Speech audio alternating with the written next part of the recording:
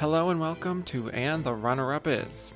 This week on the show, we're talking the 1996 Best Actress race at the Academy Awards, where Frances McDormand won for her performance in Fargo. But why did she beat fellow nominees Brenda Blethyn, Diane Keaton, Kristin Scott Thomas, and Emily Watson? We'll explore all this and more today on And the Runner-Up Is.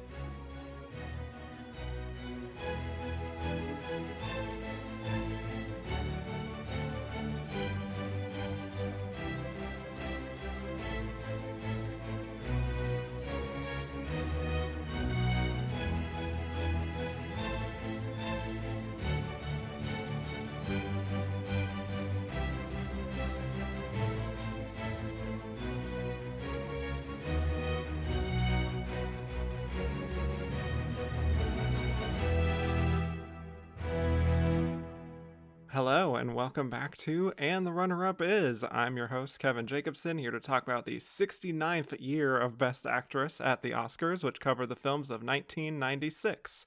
We'll be discussing how Frances McDormand won, why the losers lost, and who we think was the runner-up of this Best Actress race. And my guest today, I first had on a bonus episode just a few months ago for an episode of my bonus series For My Consideration, where we discussed the great John Frankenheimer movie Seconds. And now here he is, back for Seconds, this time on the main show, member of the Atlanta Film Critics Circle and co-host of the Director Watch podcast as part of the AwardsWatch team. Welcome to the show, Jay Ledbetter.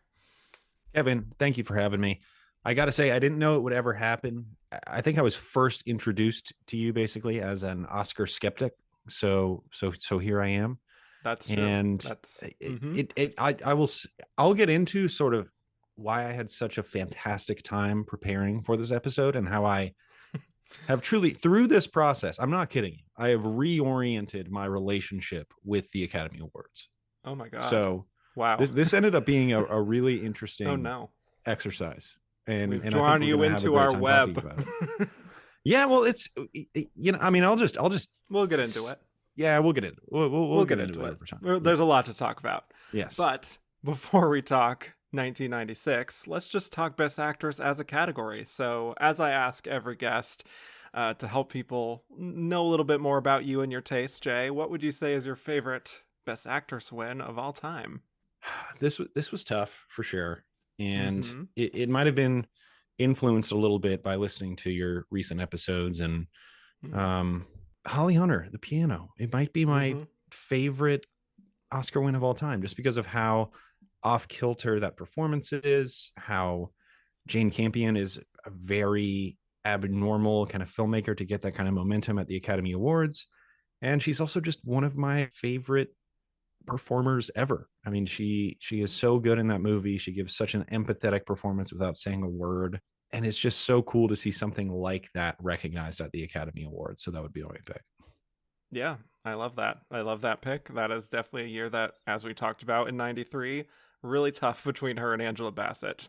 I do not envy voters for picking between those two, because those are two of the all-timers for me. Yes.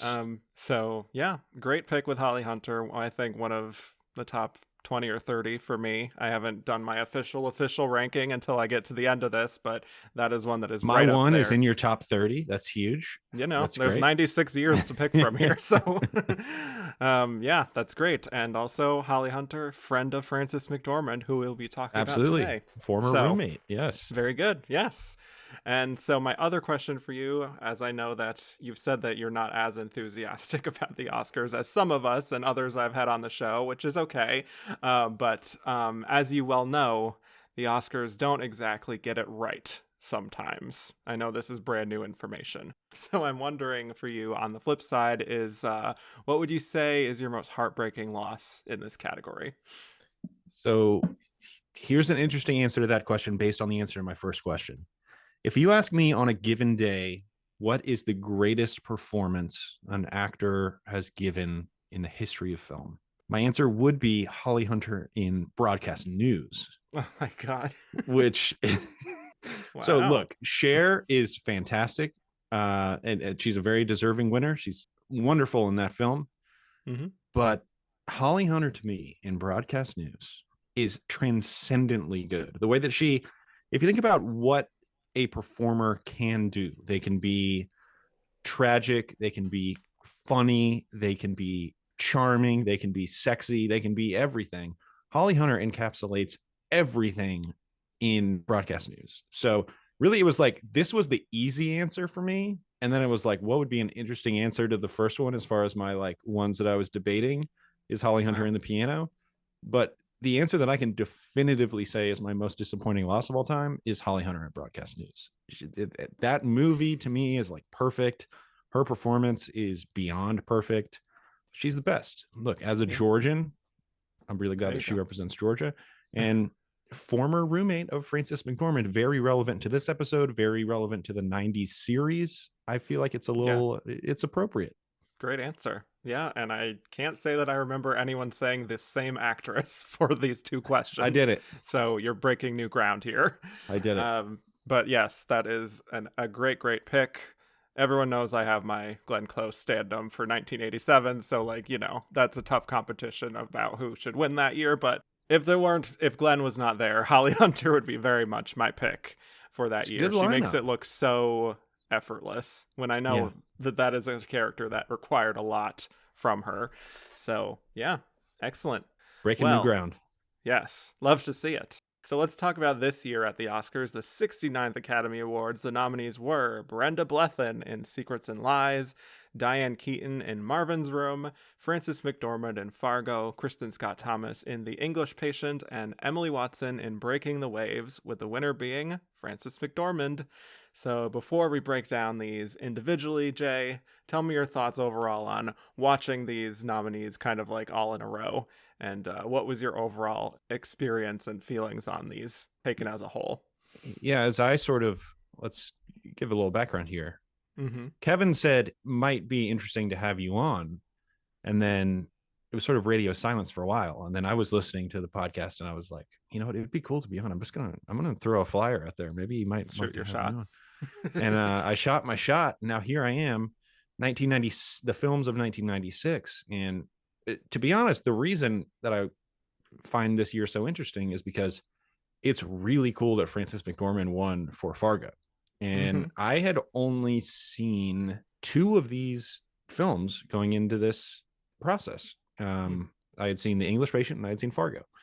And so I also, as I was looking at the nominees, I was like, this is like a really weird crop of nominees. They got like a Mike Leigh film in here. They got a Lars von Trier film in here. This is an interesting batch of movies, even if I haven't seen them all yet. And so I was really looking forward to not only talking about this year and this winner, but also talking about these weird movies and having an excuse to catch up on these movies that I haven't seen before. And as you look at it, as far as kind of the history of the Academy Awards, this is sort of a real earthquake of a year, as far as the major studios kind of being shut out of the Oscars in large part, like they weren't really involved, as far as the Coen brothers being, I guess, legitimized in the eyes of the Academy. And like, this is the only performer that has been nominated for a Lars von Trier film, the only lead actress nominee one of his films has had. And so as I'm watching these, I was like, okay, some of these are going to be pretty intense. I know the Mike Leigh film and the Lars von Trier film, I know I'm in for a whole heck of a thing. And then the other thing that I found interesting was I was like, okay, so 3 of these are super long and 2 of them are nice and short. Right. So I think 3 of them are 2.5 hours plus. And then Fargo and Marvin's Room are pretty short. And, you know, I've seen Fargo a half dozen times at this point. Very important film for me as far as kind of becoming a cinephile in a certain way. Lars von Trier and Mike Leigh for me are kind of blind spots. I do a podcast where I run through directors. And the problem when you have a podcast, when you run through directors and you are the true completest host on that podcast, is instead of watching canonical films, you watch like the William Friedkin film Deal of the Century that you'll never talk about again in your entire life. But you have this urge to watch that film instead of watching Naked, you know? Right. but it was really kind of this catalyst to be like, oh, I gotta watch the rest of Mike Leigh's films. I gotta go on a Lars von Trier tangent here, because there's so much to admire with this lineup, and it became this real kind of obsessive last couple of weeks where I've been reading books about the race and all this stuff. I mean, it's so, if we can go behind the curtain a little bit here, we are recording this episode the day after the 2024 Oscars, celebrating the films of 2023. And I didn't watch, like, I didn't watch the ceremony. I was planning to watch the ceremony, but I got invited to dinner with some people that I haven't seen in a while. And I was like, I mean, I guess. And my wife said, Jay, you don't really care about that. And honestly, she was kind of right. I didn't really care about it. But the reason I didn't care about it is because I have such a feel for this year's awards that it didn't really mean much to me at this point. But then as I was doing the research for this and thinking about the films of 1996 and the awards race of 1996, I had this like anthropological interest in the world of film in 1996. Not only the films that were coming out, but also the way that critics were thinking in 1996, the campaigns of 1996. And the conclusion I came to was sort of the Academy lags. They lag a few years. Yeah. And so that the independent film movement was underway, and then the Academy was kind of finally catching up to it in 1996, was kind of the way that I viewed this particular ceremony. And that was a fascinating thing to discover. And you watch some of these movies and you're like, oh my God, Breaking the Waves was nominated for Best Actress. That's a movie about like the redemption of a woman through cheating on her husband. It's you know, it's a fascinating crop of films, and I'm happy to be here. Like, you know, Kevin, I listen to your show and I'm like, I should not be on the same podcast about awards as Josh Parham, right? Like, that guy is an encyclopedia. You could, you know, I know. I regularly podcast with Sophia Simonillo and Ryan McQuaid, who are big awards enthusiasts, and it really has given me this appreciation for understanding where the culture was at, the film culture was at that particular point. And I think 1996 is a fascinating time in film culture, like kind of a 1 in 100 time in film culture. It wasn't the same before, it wasn't the same after. It was just this like anomaly. So I'm excited to talk about that. Wow, that was much more than I was expecting. Yeah, sorry. I mean, that's great. Went no, off I love it. I love it. It's very true, and that's also a big part of what interests me about the Oscars and the awards race in general. Not so much like tracking and like who's up and who's down necessarily, but just seeing what the culture is kind of reflecting in terms of taste and how things very incrementally change over time. And as you said, kind of like, you know, they're a few years behind the times. Like, you know, Sex, Lies, and Videotape happened in 1989. That's kind of what kicked off a lot of this. And now here we are, like, 7 years later, and it finally seems like we're Slacker. I mean, even Reservoir Dogs. This was kind of the Weinsteins, like, we're really here now. Well, yeah, that's also part of this too. That is unavoidable, sadly, and now that we're in the 90s. Talking Weinsteins. We sure do love breaking down those Weinsteins. Yeah. So for me, I'll just say this is another lineup, sort of like 1995, that was just really fun and interesting to watch. And even though I think this maybe isn't a wall-to-wall fantastic lineup like last week, we do have a lot of really good stuff to talk about. And, you know, it was written about at the time that it was a really good year for women in film. Nice to see Diane Keaton back. Happy to have Kristin Scott Thomas showing up here as part of this big Best Picture sweeper. But the main story for me is the other three, these three kind of towering performances that I believe have all stood the test of time. You know, Frances McDormand, Brenda Blethyn, Emily Watson, all three having these huge, iconic performances that I do think that they will always be known for best, you know, more than anything else they've done in their careers, and all doing very different things. You know, it's definitely another year just like 95 where you do wish that some of these could have come out in weaker years, perhaps, so that they don't have to all be competing for the same prize. It is definitely heartbreaking to me that Brenda and Emily couldn't call themselves Oscar winners for these performances, just to preview my own thoughts, even while acknowledging how spectacular Frances McDormand is in Fargo and being so happy with that win too. So yeah, it's exciting that we're in this middle period of the 90s where it feels like we're definitely really starting to get these meteor roles for women again after quite a few years of feeling a little iffy, at least in what the Oscars nominated. But very excited to break these down with you. Shall we start off with a big one here? Because we just got to launch right into it. Oh, we're going Marvin's room right off the top. Not Marvin's room. Oh, okay. Sorry. We're breaking down some of these secrets and lies, starting off with Brenda Blethyn. Wow. Oh, boy. Okay, so Brenda Blethyn gets her first of 2 nominations here, her only one in lead. So to introduce her here, Brenda Blethyn was this very well-established actress before Secrets and Lies, which ended up being a big step up in her career. But she was born in Kent, England. She was part of the Royal National Theatre and got an Olivier nomination.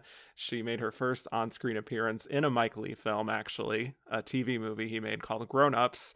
And she went on to do more TV work in Britain, British sitcoms. Her first film was The Witches in 1990, and she had a role in A River Runs Through It a few years later. More theater work, more TV, and then Secrets and Lies was her true, I've arrived kind of moment, where she got international recognition and is once again working with Mike Leigh. And so just like with Mike Leigh's other films, this was not just him creating these characters. He really allowed his actors to craft them through improvisation and rehearsals and a lot of planning. So Secrets and Lies follows Hortense, played by Marianne Jean-Baptiste, a black woman who was adopted as a baby and is surprised to learn that her birth mother is white. And she reunites with her, the mother being Cynthia, played by Brenda Blethyn, a middle-aged woman working at a factory who has a daughter she lives with.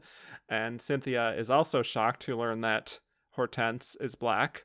And so the two of them get to know each other over time, and it's all leading up to this party that Cynthia's other daughter is having at Cynthia's brother's house. And Cynthia is also kind of estranged from her brother. So, all kinds of fun dysfunction comes about from there. So let's get right into it here. Again, we've got a big one to start off with here. So Brenda Blethyn, tell me your thoughts on Brenda Blethyn, Mike Leigh, this film, and her very emotional performance here. Yeah, again, had not seen this film before, and it's a real knockout of a movie. I mean, it really is. It is Mike Leigh doing his really kind of understated emotional thing, although he's not operating at that level of cynicism that you're kind of accustomed to, especially at this time from Mike Leigh. But Brenda Blethyn is at once kind of pathetic and utterly endearing in this role, which I think is a real achievement. And as meticulous as Mike Leigh is with people honing in on their characters and rehearsing and all of that stuff, apparently Blethyn did not know that her daughter in the film was black until the day that they were filming the scene where they met, which is a really fascinating scene, especially for a director who is so intensely committed to people preparing. And I think that is entirely purposeful and obviously extremely thematically important to the way that these actors understand each other. And Brenda Blethyn, it is one of those performances that it is a little bit of this one in a million thing where you can't imagine anyone else playing this role, because it is a role that requires an actor who is completely not committed to giving off any sort of movie star persona, right? It is a role that bears all. There's a lack of vanity that is very admirable to it, where whether she appears sort of dumb or emotionally stunted in some way, she's willing to completely go for it. It is an entirely committed performance, lacking any vanity whatsoever. And that plays in the film. I think there are a handful of incredible performances in this film. I mean, Timothy Spall, it's Mike Leigh's guy. He's amazing. and he's the one who didn't get a nomination here, but Marianne Jean-Baptiste, who has been pretty much underserved her entire career, and you could argue that Brenda Blethyn has been underserved in her career since this happened. But this film for me was a real knockout of a movie, first and foremost, and then right after that is really an incredible impression that Brenda Blethyn made in this film. I was super impressed and so glad that I finally saw this movie. Yeah. Brenda Blethyn is an actress who I don't think I was familiar with whenever I first saw this film. I know I had technically seen her in things like A River Runs Through It and Pride and Prejudice and Atonement, these kind of minor roles, but Joe Wright just loved this year of Oscar nominations. No, absolutely. Can't argue with that. But really, there wasn't anything that stood out to me in my mind before I watched this, which is something I do like whenever I go into a performance or a film and just have no expectation, like no baggage about the actress, so I can just really focus on the character to some degree, and there can be like a sense of discovery. And that's really how I felt watching Secrets and Lies. And this is a performance that has stuck in my mind ever since. This is so fully embodied and so vulnerable to a degree that it's almost impossible to not have a reaction to it. Just the level of pure, just like unfiltered emotion and the fragility she has in the role, the shakiness of her voice that happens sometimes. It's just very delicate. And I think there's a big risk with a performance like this to go a little over the top to the point of being kind of too much, like annoying. And she does have some annoying moments, but not in a way that ever takes me out of the movie and makes me feel like she is doing too much, And I think as a character, she just understands that this woman has a loneliness and just this kind of disappointment about how things maybe turned out in her life. Even her relationship with her daughter there's so much drama there. She doesn't really talk to her brother as much as she should because she thinks he should be the one to reach out to her. And yeah, she obviously has this huge secret from her past that is, I think, kind of subtly weighing her down, even though she may have maybe gotten it out of her mind by now, and then just it comes right back to her. But yeah, in that first scene, even, I think you see this hurt expression on her face, but also a bit of pride as she's talking with her daughter, saying she hasn't really talked to her brother in 2.5 years.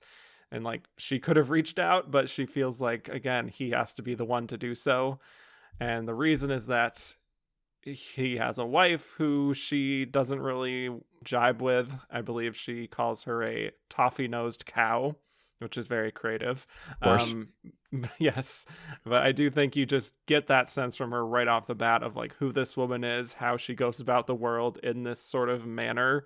And yeah, just like with a lot of Mike Leigh films, this very working class sensibility that doesn't feel like, to your point, it doesn't feel like a star playing someone from like a lower economic class. Right. I mean, if you want to go so far as to say, as far as the film world is concerned, she was sort of from this lower class, right? I mean, she is sort of this character actress who was given this shot at being the center of a film. And interestingly, the film originally is kind of centered around Hortense, where she is the one that we see early in the film. She's at the funeral of the woman who raised her, as far as she's concerned, her mother. And there was certainly some controversy around who was and wasn't nominated for Best Actress in this film. I think it's undeniable that Brenda Blethyn was nominated as a lead. The question was, should Marianne Jean-Baptiste been in the running for lead as well?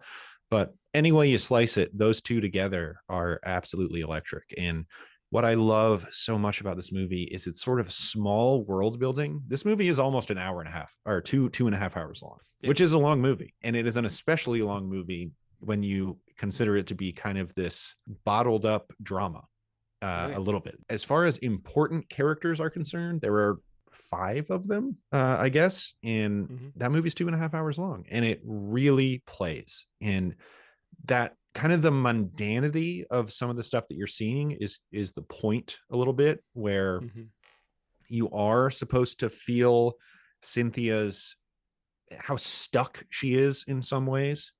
And she works in a box plant, I think. Yeah, just a factory. And working with cardboard. Yes. Yeah. She's building cardboard boxes. And that's a really interesting existence, especially for a woman who feels like she is underachieved in many ways. Her brother has kind of ascended up into the world that she wants to be in, and that's part of the reason that she has distanced herself from him. And what this relationship with the daughter she's never met before does is give her a sense of purpose for the first time in a long time. And you feel not only the joy that comes with that discovery, but also the pressure that she feels, because this is kind of her chance to become, in some ways, because of the fraught relationship she has with the daughter that she raised, this is like her chance to do it right. And you feel that tension and that anxiety that's bubbling up inside of her, and it plays so well with her performance. It really is, to your point earlier, like, it's like, I wish this was in another year, because it could have won a best actress performance, an Oscar. And yeah, the moment when Hortense does call her, and her realizing who it is that's calling, and her, like, she gets to a point of like visibly shaking in terror almost. I think that is very effective, and her trying to sort of negotiate her way through that conversation is fascinating, because she's clearly very thrown off at first, but she does gradually figure out what she wants to do about this, because it seems like this secret thing that she's been thinking about forever. And I think there is this genuine curiosity there, but she kind of lays the ground rules there that, like, they have to meet at this neutral location because no one in her neighborhood knows about this secret. She's like insistent after a certain point of she's never been with a black man, so she can't possibly be her mother. In that restaurant scene, that 7-minute take of just the two of them sitting next to each other, and then that dawning realization that, wait, now I remember that person from so long ago, is incredible acting. It is. I mean, by both of them, to be sure. And that is kind of the power of the movie, right? I mean, that there's this whole question of, can you have a real lead Oscar performance without the other people in the film? And the answer is no. But here, when you have this dynamic between Cynthia and Hortense, it really is this kind of game of tennis where they're just going back and forth and matching each other the entire way through. But certainly Cynthia is the real kind of propulsive force of the film, and her character and her situation where she has this unknown child is counteracted by her brother's wife, her sister-in-law, who is unable to have children. And so there's this real counterbalance of, yes, you are in the traditional white picket fence way more successful than me, but also the one thing you want more than anything, to have a child, you don't have. And I didn't even know about this one I had.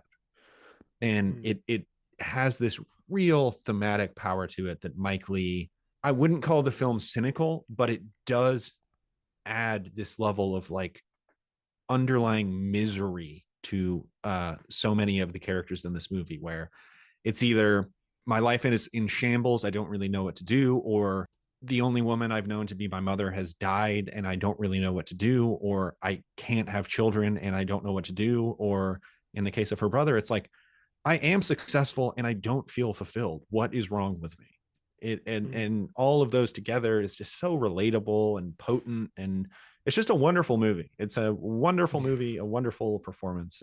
I was so glad I watched this one for the first time. Yes.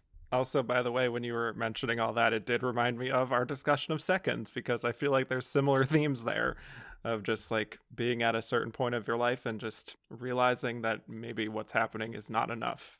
And you want to not to go too off on a tangent. Was Frankenheimer alive when this movie came out? When did he die? Great question. I didn't anticipate that going into this, so I don't know. But, you didn't anticipate my 20-minute monologue about my relationship with the Oscars either. So, you know, I'm really throwing you for a loop left and right here.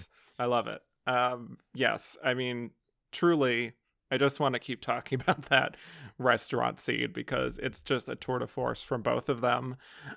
Even those little details of her just like asking Hortense if she has a boyfriend, and she says no, and Hortense then lobbing it back to her and asking if Cynthia has a boyfriend, and then she says no, and that like they've gotten her in enough trouble in the past, things like that, and she just breaks down in these like gasping cries as if she truly can't breathe. It's like you're kind of watching someone have a panic attack, and it's very visceral and raw, and again seeing that all unvarnished, just plain setting, 7 minutes, no cuts, is really remarkable.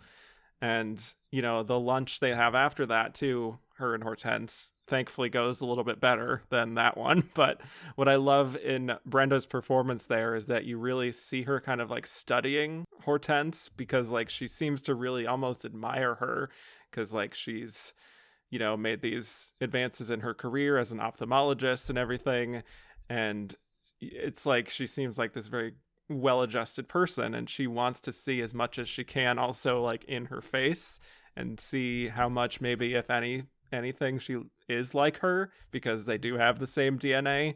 So I think that curiosity there, and almost is playing it like that fussy sort of embarrassing mom in a way, just like prodding with all these little details about her. I think she's so good at that specific kind of person that I absolutely know in my real life.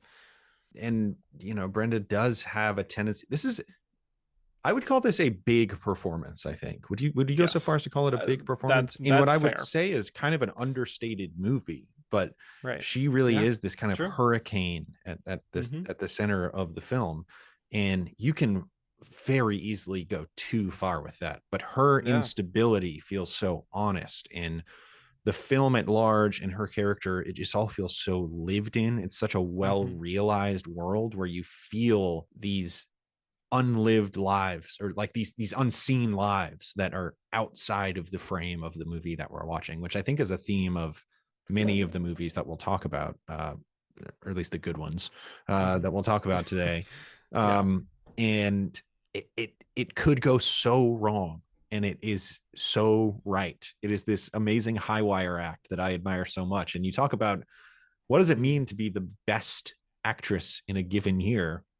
A 7-minute take, you can't fake, right? You can't edit a 7-minute long take into a good performance. And it's a great performance. It's an electric scene, and it is, as much as anything, like the reason both of those performers were nominated for Oscars in this year. So, just if you want to get an Oscar, just do a 10-minute take in your next movie and be great at it. That's the secret. Also be good, right? Yes. Yeah, that's an important part of it. Yeah, and obviously when she does invite Hortense to her daughter's birthday party at her brother's house, everything comes together.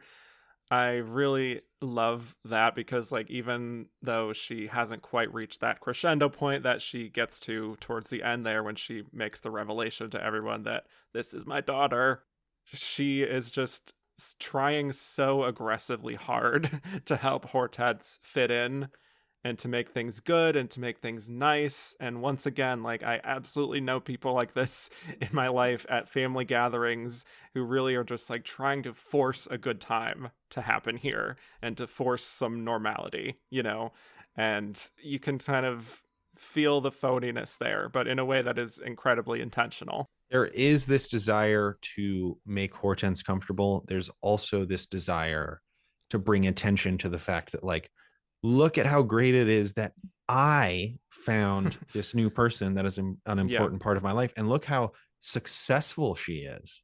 I haven't done anything to lead to that success, but excuse me, my daughter, whose birthday it is, like, who I've raised from birth, you're going nowhere, and I've got a doctor over here, and she's so nice and charming and clever.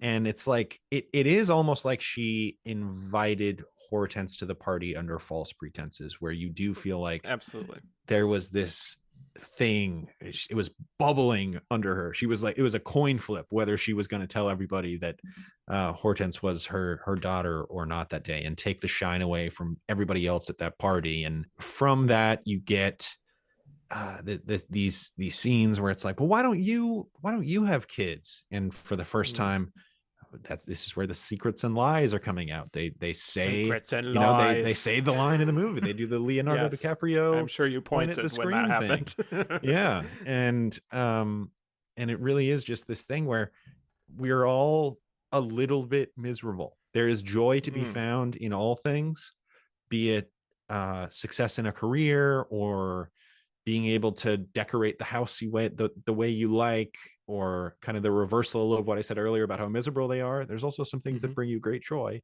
but it's this balance that Mike Leigh is able to find, this reality that he can relay to all of the viewers, that is so potent in this film and makes it such an evocative piece of work. Yeah, totally. And speaking to what you said, this is giving her that sense of purpose. That is why she is kind of showing her off in a way at this party, even though she's saying, oh, she's just my friend from work. And then just the way they're trying to keep up the lie is just like some great awkward humor there. Oh my gosh. They both play in so well. Awkward sequence. Yes. But then, of course, her making that declaration after Hortense has gone to the bathroom and that she is her daughter, and saying that to everyone and just kind of sitting in that, but just especially like saying that when she isn't there. Unbelievable. I know. Yes. But truly, there's like that mounting pressure she feels before she's like drumming up the courage to say that, I think is so well done, because you know exactly what she's thinking, you know. It's not that this is a super complicated character in terms of, like, she is a very complicated woman, but you understand her thought process through this entire film, I think, because of Brenda, because she has such, like, an immediacy with this character. Like, she truly understands her inside and out. And I mean, we've barely touched on the racially charged nature of the movie, right? Where her sister-in-law is really like, or honestly, her whole family is like, what are you talking about? Do you like, she's black, like you're a white woman.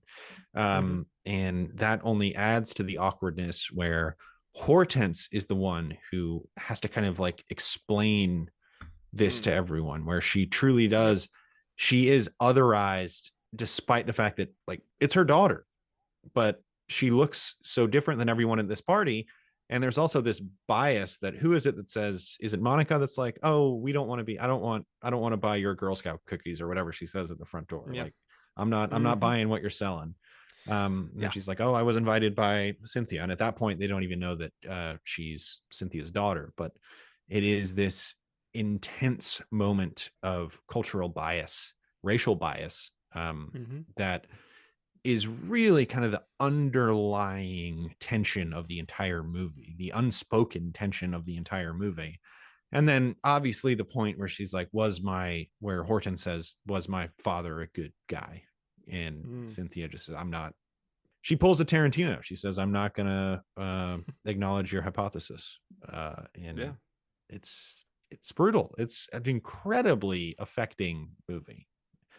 Yeah, it really does leave this profound impact, and you just rarely see, at least in my specific window of doing this show, I think you rarely see this kind of emotional honesty in films, and I am glad that a little bit we're gonna start seeing more of things like this moving forward that I haven't really seen going up to this. There have been exceptions, of course. There have been like Jenna Rollins and A Woman Under the Influence and things like that. But again, always coming from that independent scene. So just like 20 years ago. Right. Yes. Yeah. So anyway, incredible performance. I highly, highly recommend people seek this out. It is a film that, even if you know what's going to happen, I think it is just as effective in terms of just the execution and just watching these actors act the shit out of these roles. Honestly, it's an incredible performance. Like, it's a collection of incredible performances, and then the film even transcends that.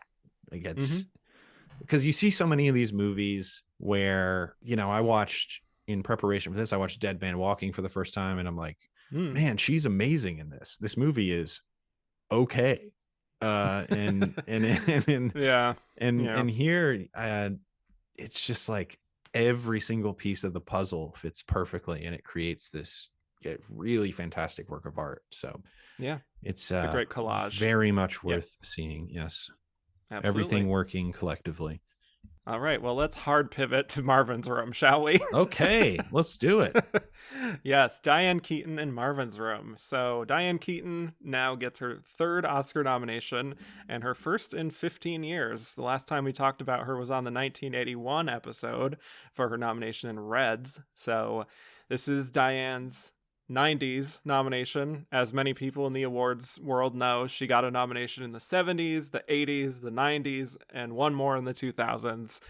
But to catch up with Diane, in between Reds and Marvin's Room, she's kind of exploring more mature roles after her post Woody Allen era, I guess you could say. She's taken on a lot of different kinds of films: Shoot the Moon, Little Drummer Girl, Crimes of the Heart, which I talked about with Sissy Spacek's performance, Radio Days, Baby Boom. She also is stepping behind the camera, directing a documentary, and she does some TV, including some episodes of my beloved Twin Peaks.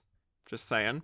In the 90s, she returned for The Godfather Part 3. She does Father of the Bride, and she's reuniting with Woody for Manhattan Murder Mystery. And also in 1996, she has The First Wives Club, which is pretty iconic. So she's popular. She's doing her thing. She's working in a lot of different areas. And so Marvin's Room comes along, adapted from the stage play, and it's allowing her to work with Meryl Streep for, I believe, the first time, but I'm not positive on that. And not only do that, but get an Oscar nomination over Meryl. Not a lot of actresses could say that as not co-leads. Easy to do. Yeah. So, yeah, Marvin's Room. It's about Bessie, played by Diane Keaton, who's a single woman taking care of her father, Marvin, who's had a stroke, as well as her Aunt Ruth. And one day she's diagnosed with leukemia, and she gets her estranged sister, Lee, played by Meryl Streep, to come down and visit her, as well as her two sons, one of which is Hank, played by a young Leonardo DiCaprio here, with the idea that one of them can give her a bone marrow transplant. And as we come to expect with family dramedies based on stage plays, lots of dysfunction follows.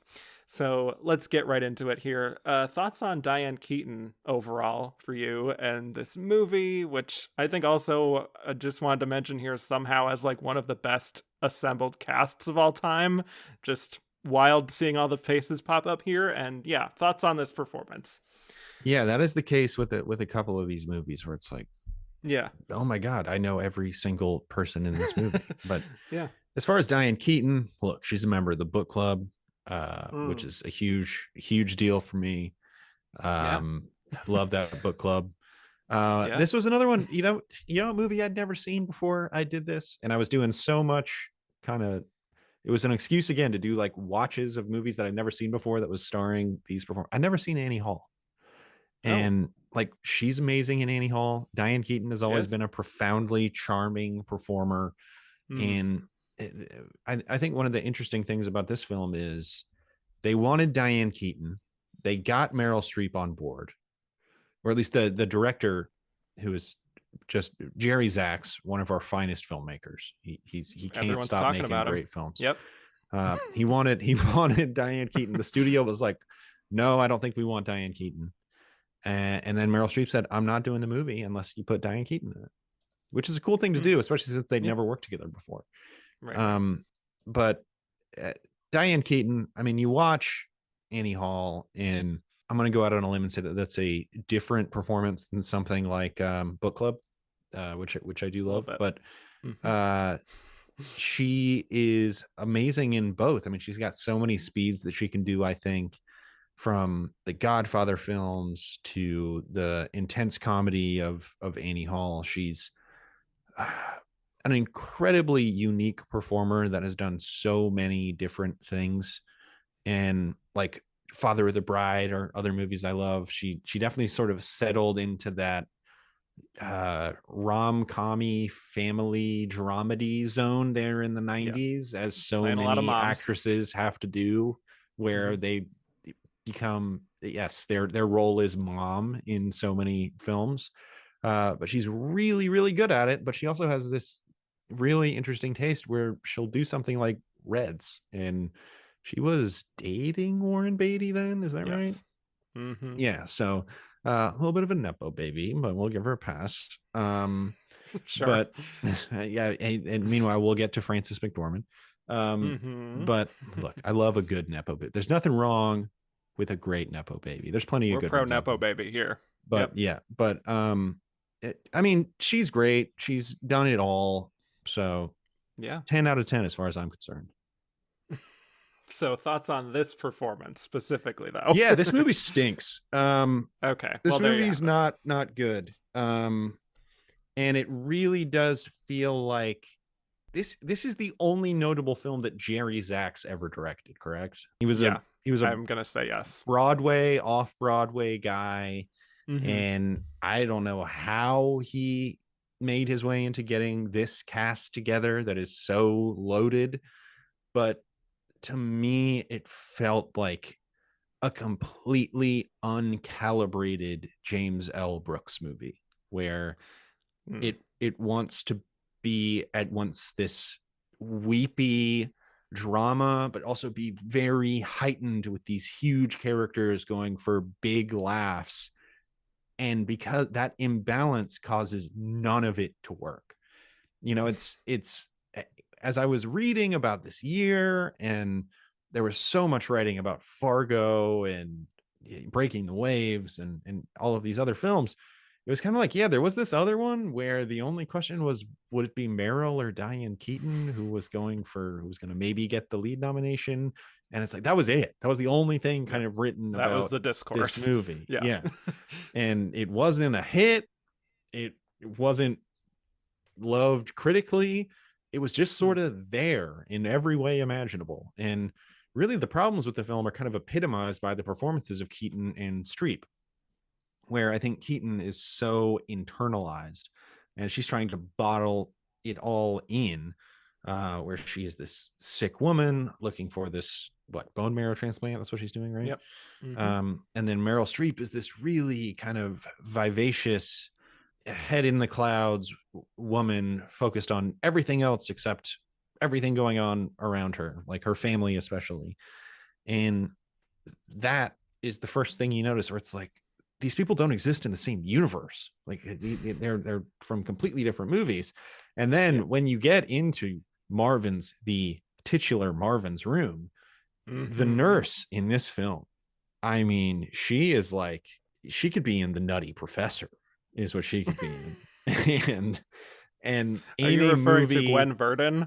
Yes. And in this film that wants to have I said it, James L. Brooks, it wants to be Terms of Endearment is what it wants to be. In the same year that the Terms of Endearment sequel came out, it wanted to be Terms of Endearment.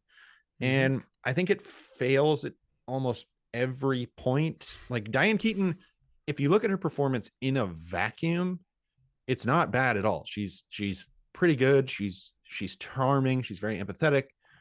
And I think Leonardo DiCaprio is actually quite good. But then if you are like, all of these things put into the same pot and stirred together, none of it makes sense together. The movie is a real failure, in my opinion. Yeah. So, I mean, I obviously really like Diane Keaton. Still like Diane Keaton. I think, again, like we were kind of mentioning, this is an era of ups and downs for me a little bit with Diane, where she had some true greats like The First Wives Club, but she has definitely settled into that maternal figure role by this stage. Not that that's her fault. That's a lot of Hollywood to do with that. But I think she is just at a different stage in her career now than I talked about with Reds or Annie Hall. And I think this movie is a good example of something that is fine as a family drama, but just not anywhere near the brilliance of her other work. It's a very sympathetic role, and I do think that goes a long way. She fits that role very well, of that sister who's like, she's the one who stayed behind and took care of the family when everyone else left. And I actually think, and I don't know how people feel about this, but I do think she really does outshine Meryl, who for me feels kind of miscast here. I don't know if that's controversial, but like the energy that Meryl is bringing to this just doesn't really work with the rest of this film, which you could say is intentional. But for me, it's like we just kind of talked about Brenda Blethyn being like, if that performance was a little off, then it would be not great. That's kind of how I felt about Meryl. But I think Diane does settle into a groove really well here and delivers a very dependable Diane Keaton performance. You know, not unlike her character of Bessie is like, she's the dependable one of her family, and she's just carrying the burden of that in these little micro expressions on her face and the weariness and her sort of gradually opening herself up to reconnecting with her sister. You know, it's a very formulaic movie though, and I think as solid as she is, I just don't think this is a performance worth getting excited about, especially compared to the competition here. No, it is. If we're talking, and the runner-up is, I would say, and the last one in is Diane Keaton, perhaps. And the one who just squeaked in is, yeah. But reliable is the right word for it. Like, I'm not going to hate. She's not bad in the movie by any stretch of the imagination. She's dealing with a pretty bad movie and doing the best she can do with the material put in front of her. I would actually say Meryl Streep is doing the same. And I actually think the movie should be pitched more at where Meryl is than where Diane Keaton is, because Diane Keaton is so kind of understated and Meryl is kind of doing her tryout for Ricky in the Flash or something. And yeah, I think that's when the movie is more successful, because when it's trying to be this true kind of melodrama, it just falls so flat for me. So anytime Meryl comes in, or DiCaprio will come in and give it a little boost of energy, I think it works a little bit better. And I'll give this movie one thing. It has an incredible visual gag where Diane Keaton, are we talking Disney World, collapses at Disney World. And then like 4 human beings, we get a POV shot of Diane Keaton on the ground, and 4 people come over and are like, are you okay? Are you okay? And then the goofy mascot comes in from the corner of the screen and just is looking over her. That was the best moment in the movie. And honestly, I will remember very little about this movie. That I will remember for the rest of my life. So it's got that going for it, I guess. Well, okay. Jerry Zaks, you ate that one thing. Yeah. Well, I do understand what you're saying in terms of giving the film some life when we have Meryl, and especially when we have Leo coming in and bringing his kind of punk kid energy. Leo's to good it. in this. He's good. He is good. Yeah. I just think maybe it was just, you know, watching this, trying to see it through Diane Keaton's eyes, because I'm watching it for this performance, trying to assess it, that when I'm looking at like what Meryl's doing and a little bit of what Leo's doing, I'm like, these feel very at odds, and I don't know like how I'm supposed to be siding here between the two of them, even because I feel like even the perspective starts to change with things like that. I don't know. Point being, this is a very muddled movie, I find. Was Robert De Niro in a Zach's play or something? How was he in this movie? Yeah, Robert De Niro was here just in a pretty minor role, I think, as a doctor. Yeah, I don't know. He must have been doing someone a favor, because he's doing something. Also, shame on me for not remembering that it was Gwen Verdon in the role. I mean, she's much bigger deal than she deserves for me to mention her so flippantly. Yes, flippantly. Yes, exactly. But this movie, I will regard as, I will speak about flippantly for the rest of my days. It's pretty cool that this will be the most I ever talk about this movie in my life. I mean, just to talk about a few scenes for Diane that I think are worthy, I think their reunion moment, her and her sister, is interesting, because Meryl's character is making an effort to be friendly and cheerful and helpful because they've been estranged for 17 years. And I think Diane's character can sort of see her making an effort, but it is just like a half step too eager. And you see it on her face that they're just how awkward and forced this situation is. Especially because they do have all this baggage of Lee, Meryl's character, having more or less left the family behind. So again, just like those little moments that rest on Diane's face, I think she does find some moments of some humanity within a rather not that engaging film. Yeah, I mean, I like the moment where Lee spills Marvin's medication and Mm-hmm. Bessie is sort of like there. She is the stabilizing force of the family. And that's Yeah. when her performance is at its best, right? And Yeah. that's largely, I would say, Diane Keaton's superpower a little bit is just Mm-hmm. being like unbelievably, you have this unbelievable level of confidence in her at every turn, Yeah. without being super abrasive or anything like that. There are definitely plenty of moments. I don't think this is a bad performance again whatsoever, but in a movie this kind of forgettable and where she is just slightly above serviceable, it's a totally whatever Oscar nomination in the history of the award. So that's what it is. Yeah. It won't be the performance she will be remembered for, even of her nominations. It would That's Book probably be Club 2. fourth of four. Book Club 2, the next chapter. Yes. Oh, God, I love that next chapter. Can't wait for the third chapter. I Can't believe they made it to the next chapter. I'm not kidding you. When I saw Book Club 1 in the movie theater with my wife, I was like, that was delightful. I loved that a lot. That is a gentleman 6. I love that overlit movie. Let me tell you. Mm-hmm. Yeah. Very bright. A very bright movie. Indeed.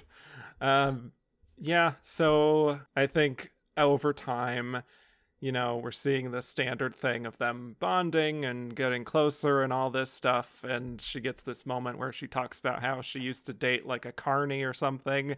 And it turns into this very revealing story of how like he drowned. And I'm kind of like trying to follow this story. And I'm like, okay, what are we trying to say here? But she's laughing, she's crying. It's a lot of different emotions all at once. It's the whole movie encapsulated, right? It's like, yeah. And I'm just, again, like trying to find the nuggets of truth within some of this that doesn't quite come, but she is definitely doing her best, and by the end we get this moment of her telling Lee, like after sort of accepting that the bone marrow from her nephews are not a match, realizing what may be in store for her. She just has this it's kind of like a Hallmark sort of line at the end, but she's saying, I've been so lucky to have Dad and Ruth. I look back and I've had such love. It's a corny line, but I do love a good emotional, direct Diane Keaton performance in lines like that. For as silly as over the top as those moments can be, I'm like, it's just nice. Yeah, you're exactly right. It's I you know what? I'm done talking about this movie. That's where I'm at with it. You've checked out. You're checking out of Marvin's room. I'm checking out of Marvin's room. Yeah, again, solid work. I definitely don't understand why this needed to be nominated, and I think there were more nomination possibilities that could have happened that would have been more exciting, but yes. Hey, Diane Keaton, she got her requisite nomination of the decade, and we got one more coming. The most interesting thing about it, honestly, is that she got in over Meryl, which is actually kind of interesting, and I don't really know why that is. I couldn't, through my reading, couldn't really snuff out what happened, but she did it. Yeah, I just think maybe she was the more sympathetic character between the two. I don't know. That tends to help sometimes. But ironically, though, in this same year, we had the First Wives Club, where there is a line where Bette Midler says, I beat Meryl. And so exactly. Synergy. Anyway, shall we move on? I think you're ready. Okay. Let's move on to Kristin Scott Thomas for The English Patient. So now we come to Kristin Scott Thomas getting her first and only Oscar nomination thus far. So to introduce Kristin, she was born in Cornwall, England. She eventually studied acting in Paris, and she made her film debut in Under the Cherry Moon in 1986, directed by Prince, which was not well received by critics, and she actually got 2 Razzie nominations for her debut performance for Worst Supporting Actress and Worst New Star, which is just yikes. I mean, Worst New Star is, I don't know why that took me out, but moving forward, it was a lot better. She had her true breakthrough, like in a more positive way, in A Handful of Dust. A few years later, she eventually was in 4 Weddings and a Funeral, and she won a BAFTA for that movie, and it's off to the races from there. She's booked and busy in both 95 and 96. Not only does she have The English Patient in 96, but she's also in the first Mission Impossible movie. So having a good year. So The English Patient is a huge production based on a novel, epic, romantic, war, drama, everything the Academy loves. But Kristin Scott Thomas was almost not cast in this role here. The studio wanted someone a bit more marketable, as they say, such as Demi Moore, which is an entirely different energy. Yeah. But I don't know that The English Patient is as successful at the Oscars if Demi Moore is perhaps not. Yeah. So The English Patient tells the story of Almasi, played by Ralph Fiennes, a Hungarian cartographer who is badly burned after his plane was shot down during World War II. A nurse named Hannah, Juliette Binoche, takes care of him, and he tells her his whole life story of how he was charting the Sahara Desert with these other explorers, including a married couple, Jeffrey and Catherine Clifton, Catherine played by Kristin Scott Thomas. And during that time, Almasi and Catherine fall in love and start an affair, which of course complicates matters when Jeffrey eventually finds out and seeks retaliation. And there's a lot more to the story of The English Patient, but because we're here to talk about Kristin's performance, I won't get too much further into it. But Jay, this is the Best Picture winner of 96. It's a classic winner that I think when people have an image in their mind of the kind of film that wins Best Picture at the Oscars, in a derogatory way, it is The English Patient. So tell me your thoughts on this film, your thoughts on Kristin Scott Thomas and her performance here. Yeah, I mean, this movie was made famous derogatorily through Seinfeld, right? I mean, this became a real cultural touchstone. And as far as the Kristin Scott Thomas of it all is concerned, Minghella was like not into her at all. He was like, this totally doesn't feel right for the role. But then I read this quote that I thought was incredibly interesting, where he saw her with Fiennes, and his conclusion was they're both these long-limbed, extremely high-strung people, rather like race horses. So he was like, we got two thoroughbreds here, might as well let them run together. And this film, I'm on the Julia Louis-Dreyfus and Seinfeld side of this, where I am like, this movie is, I don't get it. I just don't get it. And this is a movie I hadn't seen until probably 5 or 6 years ago. And this is the most boring, trite way to describe a movie. I just think it's dull. I do. I think it's dull. I think it's overlong. And as far as Kristin Scott Thomas is concerned, as far as my relationship with her is concerned, I don't have much of one, honestly. I did use this as an opportunity to watch 4 Weddings and a Funeral for the first time. A good movie that he leaves very little impression on me in, to be honest. And then I watched again Joe Wright. It was a Joe Wright bonanza, trying to kind of go with these people. Darkest Hour, again, she's put to the side as like the wife role. She is the wife. Again, what so many women have to deal with once they turn a certain age, which is unfortunate. But when I think about her in The English Patient, she's 5th for me as far as people who leave the biggest impression, which is probably the biggest problem with her as a nominee here for Best Actress. It goes for me probably Binoche, who's just electric in this movie. Then probably Fiennes. Honestly, Naveen Andrews is like really good in this movie, I think. And then Defoe, Kristin Scott Thomas, I guess. She is kind of doing what she's asked to do with the minimal level of like, it's just good enough. She is not an incredibly charismatic performer, in my opinion. And I don't think she has an incredible amount of chemistry with Ralph Fiennes in the film. And this is a film that should be... Why isn't this film hot? It should be a sexy movie. And it just I will say something. Isn't. A lot of people in this movie are very hot. They are very hot, but the movie is not hot. That is the ultimate failure of the movie. And her sex scenes, like the sex scenes in general in this movie, are like very chaste, and the physicality of them, like the physics feel off. It's like they were going so far out of their way to make it not explicit Tasteful. that it feels Right. unnatural. Mm-hmm. I think she lacks kind of the intellectual vigor that the film wants her to have. I think she lacks the innate sexuality that the film wants her to have. She is barely serviceable in this movie, is what I will say. It's rude, but the film itself, I think, is more a failure than not, and her performance is 5th place on the podium. She's off the podium as far as performances in The English Patient are concerned. Go off.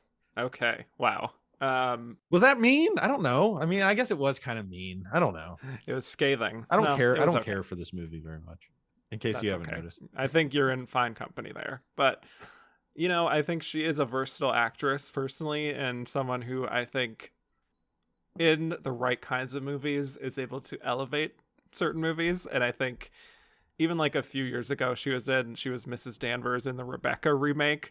I think she elevates a very not great movie there with her presence. I think she was great in that one episode of Fleabag that she was nominated for an Emmy for. She's good in there. That. I also, she's really good in Only God Forgives. You know, a crazy movie that a lot of people hate, but yep. She's great in it. Yeah. I do think she is a very striking actress, though, and to me, she has such a face for the movies, and I think that is one of the reasons that she works pretty decently in this part for me, in a film that I think is lengthy. I don't think it deserves quite the vitriol that it gets, but I also understand why it does. I do think the first 2/3 are so methodically paced.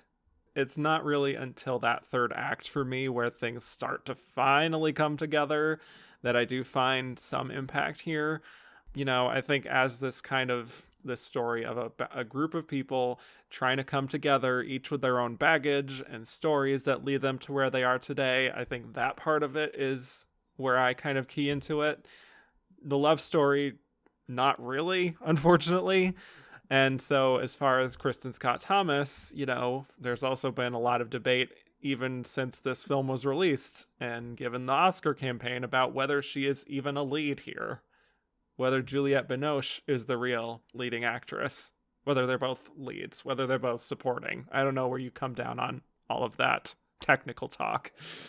I mean, I would say Kristin Scott Thomas, I think, is more a lead than Juliette Binoche, because I do think the real heart of the movie is the flashback, but Juliette Binoche leaves so much more of an impression that it's like, I mean, obviously she's the lead. I mean, it's just it's sort of that can happen. If you look at it, it's sort of this backwards looking, results based, like, I mean, she's so much more interesting. Her performance is so much more interesting and leaves such a lasting impression that retroactively you are like, oh, well, of course, Juliette Binoche is in, like, you know, it's a 2-hour 40-minute movie. Juliette Binoche is in like 2 hours 35 minutes of it, just from your incorrect memory of how great she is in that movie.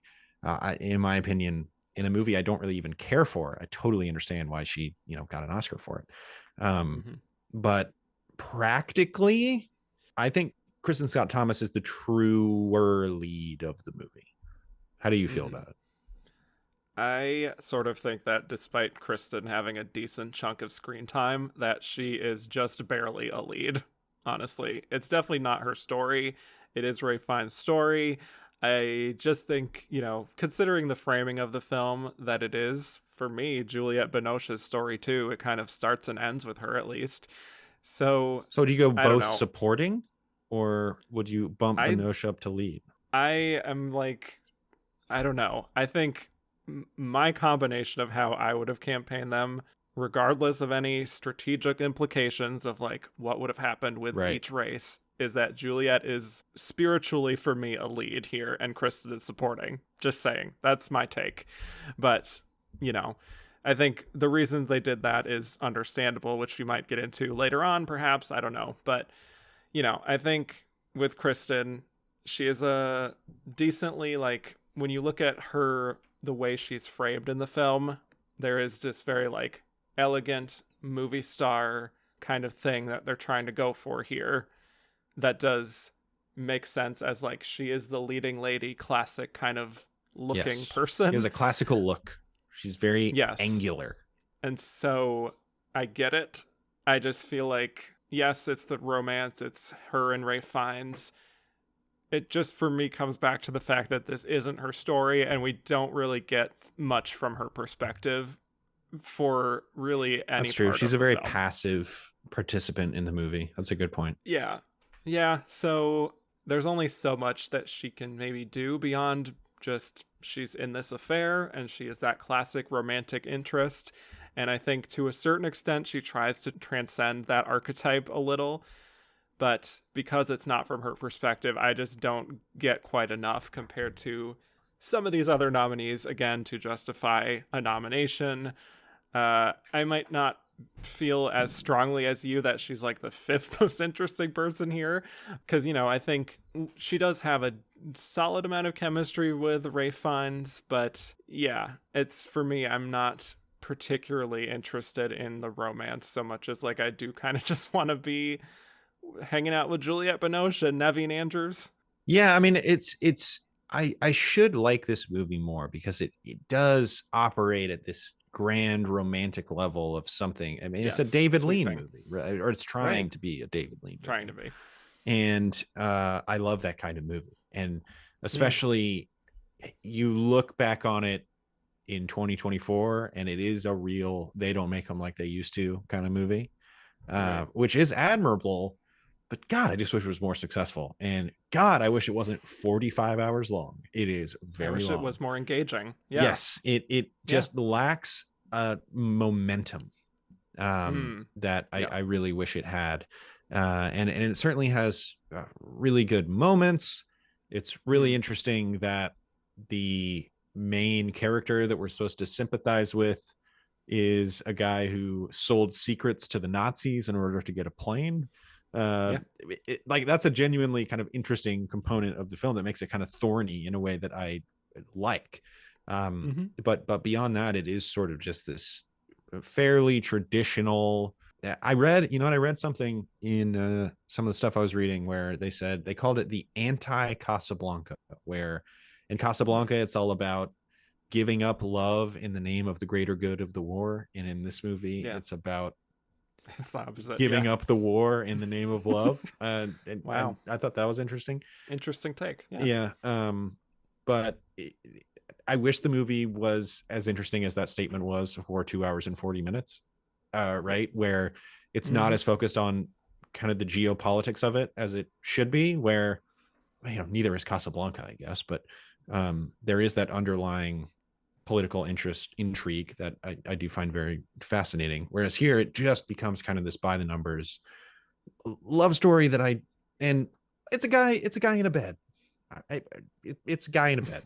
And obviously the more interesting part is the characters taking care of him. And then the people who end up showing up there with Naveen Andrews and Juliette Binoche, which I think is largely very interesting, but on the whole, it's just not terribly engaging, which is disappointing because it is very elegant and pretty. It has a good score, handsomely mounted. It's like all of the superficial elements are all there, but there's just this big hole in the middle of it, I think, which stinks. Yeah, I agree. I love the style. Great style, beautiful style, but I wish there was more beneath that. I definitely agree. But I do, just to get back to Kristin, I think she does embody a certain kind of upper class British coldness, which is partly the blonde hair, partly the sharp features, all that. For me, she does embody a certain kind of woman who is very confident and knows what she wants. And some of that is cold, which I think is intentional. So I don't want to say that that's a weakness in her performance, because I do think there's another side of her that's like, I want more from life. We get these interesting sort of monologues from her of kind of trying to justify this affair in her mind, and sort of like, I do want to go back to England, but also I just want this kind of affair to happen. Like, she's kind of like this duality that's happening within her. And she does kind of justify that, like, this is what I do when I'm on my trek or my whatever this is, this expedition with you, and then I'm going to go back to my life. And it's just like this kind of interesting dichotomy there in her mind that I just wish, I don't know if I wish this considering how long this movie is, but I just wish it was just a little more balanced where we did get slightly more from her perspective.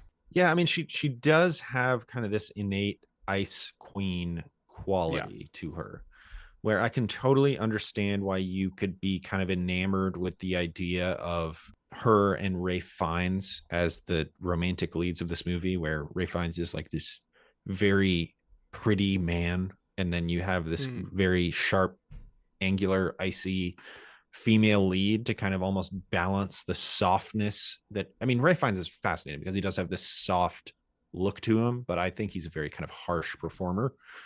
And what kind of ends up happening there is you do have this David Lean-esque kind of quality to it, this classic Hollywood feel to what the film is at large, but her in the middle of it, it lacks that warmth that I think the film requires to be this grand sweeping romance. I think it might just be I think it's more a miscasting than an unsuccessful performance. Maybe Minghella instincts as far as not casting her were the right ones, but she really kind of stumped for this role and obviously got it, and it was very successful. And she had a great time at the Oscars, even though she didn't win.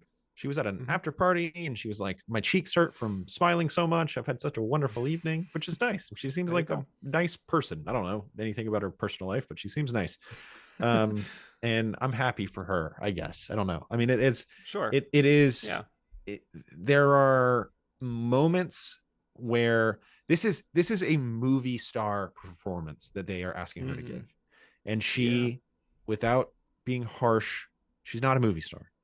She doesn't have that innate, indescribable quality that makes you a movie star.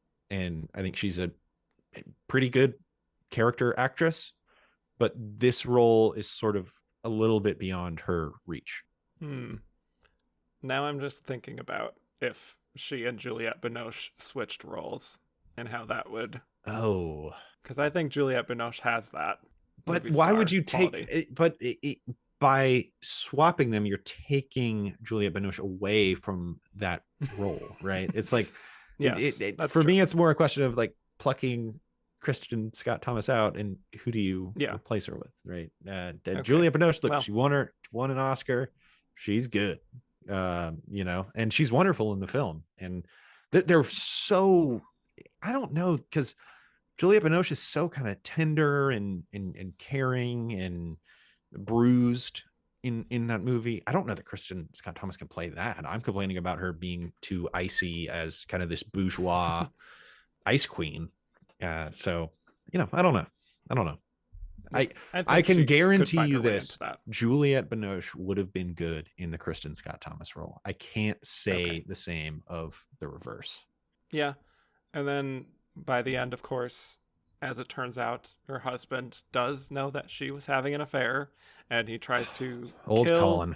Yep, Colin Firth tries to, I think, kind of just kill Almasi, or at least scare him by getting into this plane, and with Catherine's there too, and trying to crash into him, which does kill him, Colin Firth's character instantly, and ends up injuring her, and then the whole sequence of Almasi just like carrying her to the cave and needing medical attention, but it's too far away to find that, so he goes off. Before he does that, I do think her scene towards the end there, where she gets this, finally for me, a solid scene of substance where she's dying and she is kind of just saying she doesn't want to die in this cave. I think a moment like that is where we finally get some vulnerability from her. That her being asked to let down the facade, I think, is effective. I do think that is a good scene. I think him trying to get back to her to save her, I think, is effective. How desperate he is to get back to her, I think, really plays.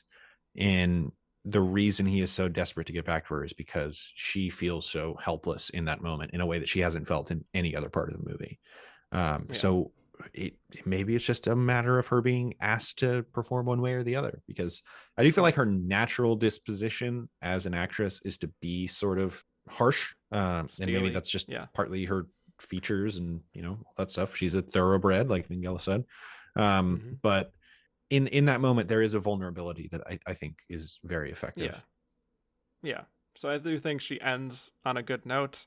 I think maybe I like this performance more than you do, but I definitely understand this feeling that, like, this is another one of these nominations that I do feel like gets sort of swept into the Oscars because she's in the right movie. Right, exactly. Because that can happen. Exactly. So it's not entirely shocking that despite the 9 Oscars that this movie collected, that she was not one of them.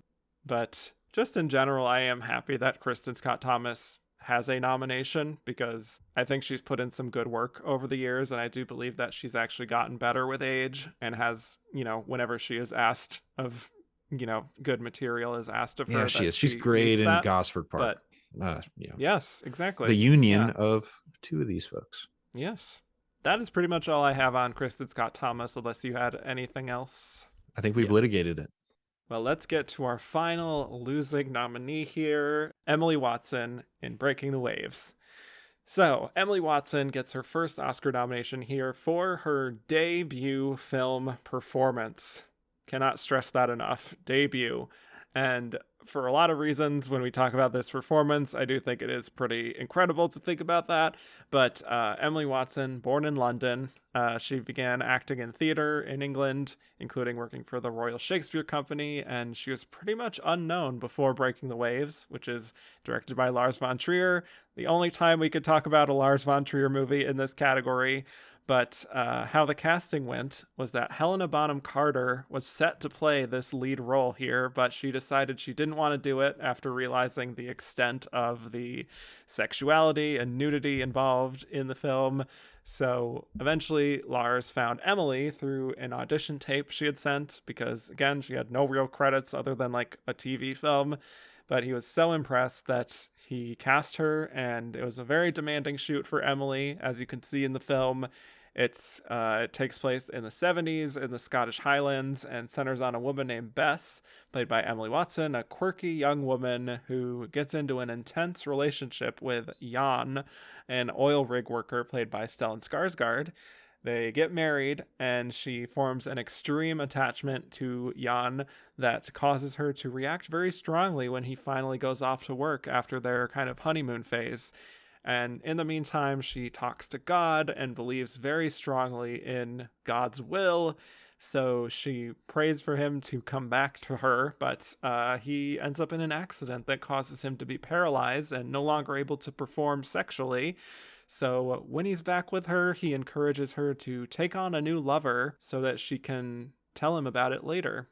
And she continues to put herself in dangerous situations to have sex with men because of her devotion to him and because she believes in some way that it's helping him in his treatments.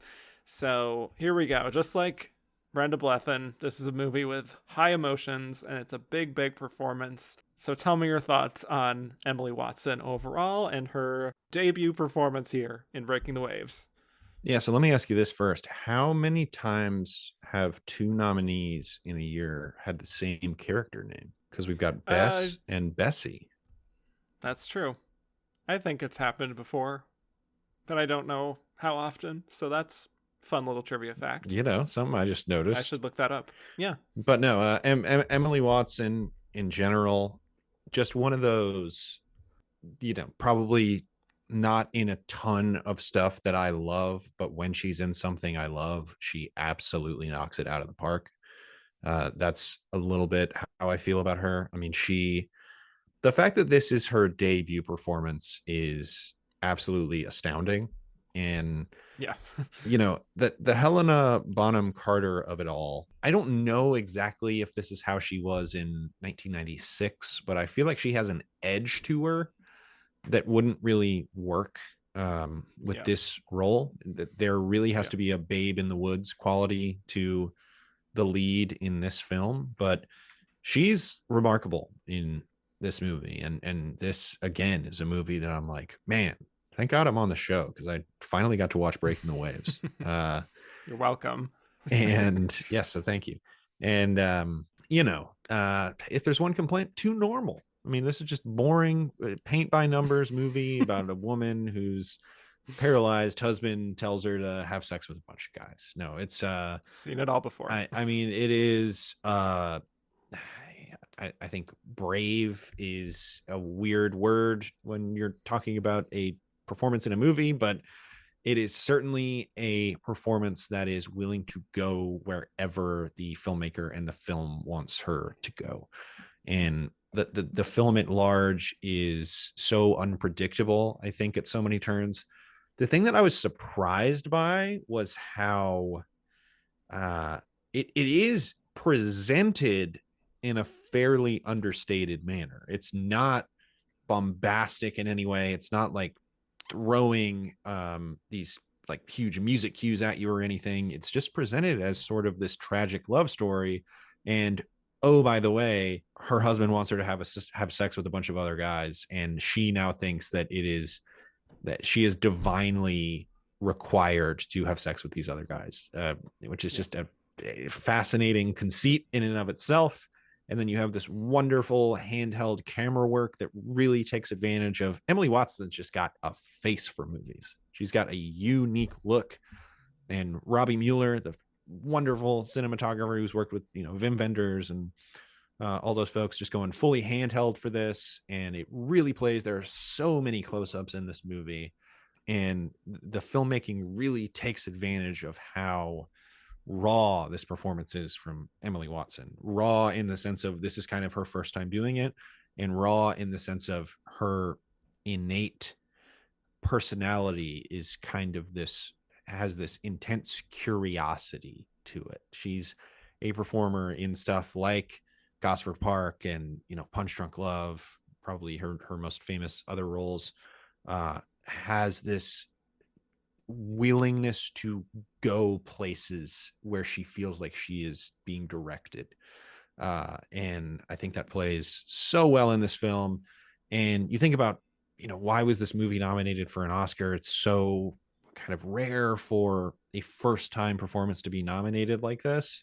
And I don't even know if it's entirely rare for that to happen. I guess it would be, she probably wouldn't have gotten nominated if this was her fifth performance in a Lars von Trier movie, right? But because of the surprise of this happening in the way it did, it's like this big announcement of this person who so many people now think is an important figure in cinema that will continue for ages. And then so many times, as I kind of think it was for Emily Watson, she's been underserved since then, as a lot of these kind of performers have been. But this performance in and of itself is absolutely electric. If you call this one of the greatest acting debuts of all time, I think that's totally valid. Absolutely. Yes. Emily Watson, this was not the first thing I'd seen her in, so I wasn't really following along, and, everyone kind of discovering her in 1996. I definitely think my first experience with her was Punch Drunk Love, which is an interesting context to see her in first. But yeah, I really respect her as an actress, even when the parts aren't as strong. But this performance, what Emily Watson does here is truly one of those once in a lifetime kinds of performances that are, to me, just unforgettable. The way that she is able to play this naive, innocent young woman and not make that feel condescending or playing up that innocence to a kind of absurd degree, and also sort of maintaining this baseline of goodness and purity of heart, but still be interesting to watch. I think that's kind of a miracle that she's accomplishing here, because I've kind of alluded to this on the show before. I'm someone who's more often compelled by more villainous performances and darker performances, playing in that kind of dark place. But to be able to capture my attention so much as this kind of innocent character, I think is really remarkable. And it's a testament to how much she cared about this character of Bess, to give her this beautiful, uncomplicated way of being in the world and make her entirely sympathetic, even as she goes down a very wrong path and makes bad decision after bad decision. You're there for her. There is this emotional through line, I think, that makes you understand why she does what she does. And it's all out of devotion to her husband, her devotion to God, she just likes the idea of being guided, I think, and given some purpose. And I think that even though her husband clearly loves her in his own unique way, it is just tragic that his kind of like directive to her to go out and have sex with all these other men, it feels like that innocence she has is being corrupted and taken advantage of. Yeah, I mean, there's this intense, I mean, it's a Lars von Trier movie, so it's not entirely this like uplifting story of a woman overcoming the odds, right? I mean, it is this. It's not Marvin's Room. Yeah, exactly. you could argue like her entire religious point of view is really this subjective understanding of the world around her, where she has been so sheltered over the course of her life, and it's maybe even implied that she is not completely mentally stable, perhaps, although there's also this implication that maybe they've been overstating her mental issues, because how else would you react if your brother died, right? So there's at every turn these there's kind of these moral, emotional juxtapositions, and this idea of her, in her mind, repeating the words that God is communicating to her. There's the potential that it's just her convincing herself of how she should operate, right? And she could be convinced of the people around her. She is, in her own mind, operating without any cynicism whatsoever. There's no doubt about that. She is a pure individual in this movie that might be being corrupted by the world around her. But to date, the world around her has been so religious, I guess. She's been so bound by religion that she hasn't even considered experiencing this other side of the world. And now that she is being presented with this idea of satisfying her husband by satisfying other men, shall we say, and creating this erotic fan fiction for Stellan Skarsgård, it is a true manipulation of a situation, but it does bring her the sense of gratification. And so at the end of the day, the question becomes, where does right and wrong begin? Which is a fascinating framing of the story. And then where she begins presenting herself she puts herself in violent situations purposefully because she thinks it will save her husband in the eyes of God. So you do call this, it is, I agree with you, like a pure performance, but it is in the name of kind of an exploitative theme where Lars von Trier just like holding up this, funhouse mirror to everyone watching the film and saying, I dare you to root for this. And that's kind of the magic of the movie. Yes, I love that tension that is presented. And I think the way that the film proceeds, to me, is just this constant feeling of dread, because she's going down that dark path and she has trained her mind on what she feels she has to do. And just the way that she comes to this place of acceptance towards the end of the film, especially that, like, this is what I was called to do, this is how I can make my husband happy, make God happy. It's just really heartbreaking, but it is also kind of inevitable, and you can only do so much to help a person who just does feel that level of conviction in their heart, because like you said, this is all she knows. This is a very repressive community as it's been presented to us in the film, all the way through to the end. Even in the most brutal of circumstances, it is a very judgmental and repressive society, and so it's just tough to really like give someone an alternative if it's all they've known. Yeah, and there's this one line in the film. What does she say? She says, I've always been stupid, but I'm good at this, in regard to having sex with other men and like saving her husband, essentially. And it reminded me of Boogie Nights, where Dirk Diggler is like God blesses everyone with one special thing. And really those things are communicating the exact same thing. And actually PTA interviewed Lars von Trier, I think, around this time. So I don't know if that was a direct reference or whatever, but it is an interesting correlation. But just this idea that this woman who has been, I would argue, corrupted by this man and this set of ideals is now justifying all of it through her faith and her love, her undying, uncomplicated love for this man is now being used as an erotic tool.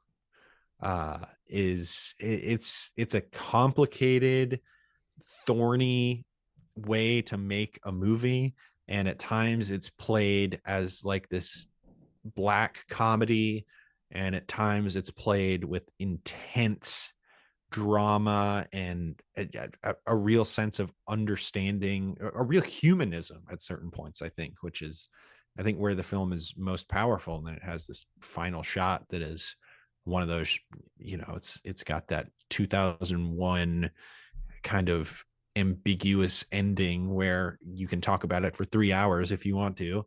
And I just found this to be a very powerful movie and an incredibly powerful performance, especially considering that it was her first performance in a film. It's pretty astounding, but maybe that's an asset to it, right? Because she's like, I don't know what you're not supposed to do. And so I'm just going to do all of it. So, well, that's what makes this so fascinating, because I feel like there's layers to this performance just inherently, because she is being guided by Lars von Trier to do all of these things. Lars von Trier is your first director. That's an interesting one. Yeah. I don't want to get into that. A completely uncomplicated man. Yeah, super normal. Just like Jerry Zaks. Yep. Just like this movie. Yeah. Yes. She has so many incredible scenes that I wanted to mention. Her just even tearing up, telling him she loves him so much on the phone, and that people say that if he found out how much she loved him, he would be scared away.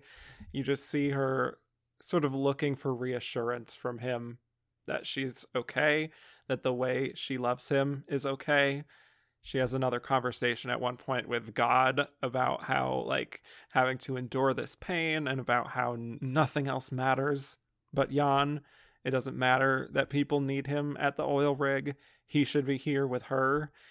Just that level of just like conviction and obsession, I think she really communicates. And then, of course, when the accident happens at the oil rig and he's paralyzed, she's obviously devastated, but there is this kind of maybe a strain of hope where even when the doctor's like, it may not be worth it to keep him alive, she just has this curious reaction where she kind of smiles and she says, you don't know Jan, or you would never say such a thing.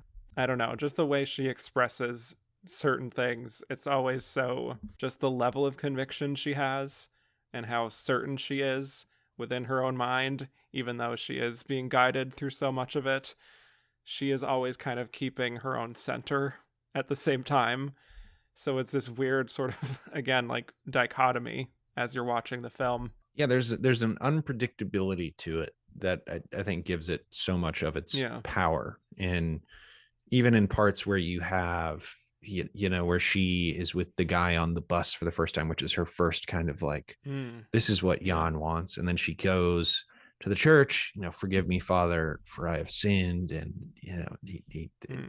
it's communicated to her, Mary Magdalene sinned and she's one of my, greatest followers. And so it's all about these justifications. But then the question becomes, are these justifications valid in the name of this love that she is really feeling? And you do feel this intense discomfort, especially early on, like when she's trying to hook up with the doctor for the first time, where he is sort of the most emotionally understanding person in the situation, where there is a certain level of the people that she just approaches and tries to have sex with, where you feel like these guys are kind of pathetic, right? And it's about not just the manipulation of her by her husband, but it's also about like, these guys are so willing to just take advantage of this girl. And that's powerful. And Emily Watson really gives you this sense of having to overcome that discomfort and overcome that manipulation while also maintaining this inner strength and belief in what she is doing. So it's a balance. This whole movie is a balance, because it could be way too dark and way too brutal, but it has this bizarre balance of lightness and fleetness and this intense weight to it that just plays at every turn. And that is first and foremost because of Emily Watson's performance. And I think she communicates even that darkness without tipping her hand, that she is like aware of the story. Nothing heavy-handed about this performance at all. Right. Yeah, which I greatly admire. I think the scene after she has the moment with the doctor and has undressed in his bedroom and he's kind of reacting poorly to that, that's really fascinating. And just like her immediately bursting into tears in that moment, and she's so exposed, so raw in that moment, followed by the scene where she tells Jan about this encounter, and she's trying to make this like kind of sexy story for him about this encounter. Yeah. I think the moment where she's like searching in her mind, trying to think of like how to describe it, and she's just like, then he makes love to me, is I think just like this great revealing moment, because it feels like she's kind of like, this is just what he wants to hear, and this is kind of like, this is just how pure she is. This is how she would describe it. And I think it just very aligns with the character we've come to know, that she describes it in that way. Like the movie is filled with so many pitch perfect character details. Yeah, and also the scenes where she goes to the church, and this idea of this church not allowing women to speak, during services, and all of that stuff, where you do see this growth in her, where eventually she does feel empowered enough to be like, I am operating. The power from her kind of comes from this idea that she's operating on the behalf of her husband. So she is sort of like, I'm now the surrogate for the man. So now I can speak, which is sort of the beginning of this psychological revolution in her, where she is now becoming, in her mind, where she's always been inferior, she is becoming the equal of these people around her, because she is operating in the name of the God that these people worship. And at this point, she even has a greater relationship to God than they do, because I'm keeping a person alive. So there's this empowerment to this performance where you question, like, do the ends justify the means in this thing? And there's always this question of, is there actually a supernatural power operating behind the scenes that we can't really understand? Or is it correlation versus causation? It's all of these things where you are so wrapped up by the world of this movie, and Emily Watson is so convincing with these elements that feel so unnatural, that it is just a very jarring viewing experience in the best way. Absolutely. Yeah. And just the whole sequence of her continuing to put herself in these degrading situations for him, including dressing up in a more provocative sexual manner, going to the pub and just allowing this man to have sex with her, and she's crying. It's really, really hard to watch, but it's really that underlying devotion and her conviction in what she's doing and making this active choice that prevents it from feeling like empty exploitation. And she says things like, I don't make love with them, I make love with Jan. She says she has like a spiritual contact, her and Jan, so she doesn't have to tell him about some of it even. She's weirdly empowered. I don't know. I'd be very interested in reading like a feminist perspective on this movie, because it does have these, I could totally see somebody being like, this is misogynist garbage, because she is in many ways operating on behalf of this man who just wants to get off, despite the fact that he can no longer operate his body in the way that he used to. But as far as I'm concerned, as I'm watching it and judging by the ending of the film, it is sort of this woman who is kind of taking ownership over herself, which is so again a fascinating dichotomy. And there are directors who try to operate in this kind of shocking realm, like Gaspar Noé. I hate his movies. And Lars von Trier is operating here not just to shock, but to not just to provoke, but to stoke conversation, right? He's not here to just agitate. He's here to make you think about things that you might not want to think about. No, absolutely. And just the part where she has the encounter on the boat with Udo Kier when he shows up, which is rarely good news when Udo Kier shows up. Things get very dangerous as she's trying to have sex with this other man, and it goes wrong. And the whole, like you were mentioning, the sequence of her going and then to the church and speaking up, it just gets so bleak, and there is such a heaviness to her performance really from there on out. Oh gosh, when she's banned, like when her mother locks her out of the house, her mother won't even answer the door. Yeah, it's just really bleak, really bleak.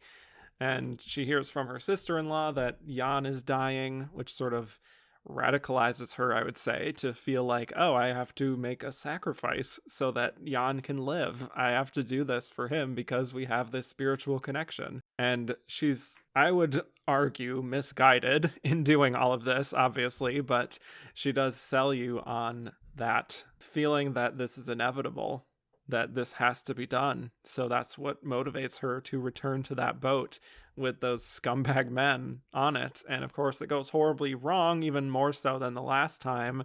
And she has injuries now that thankfully we are spared from seeing the sequence of how that happened.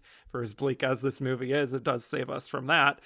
But yeah, having those very brutal injuries all over her body, and is taken to the hospital, and she really wants to see Jan, and just, that crushing disappointment she has when she realizes what she did may have been wrong. I think it just rips your heart out.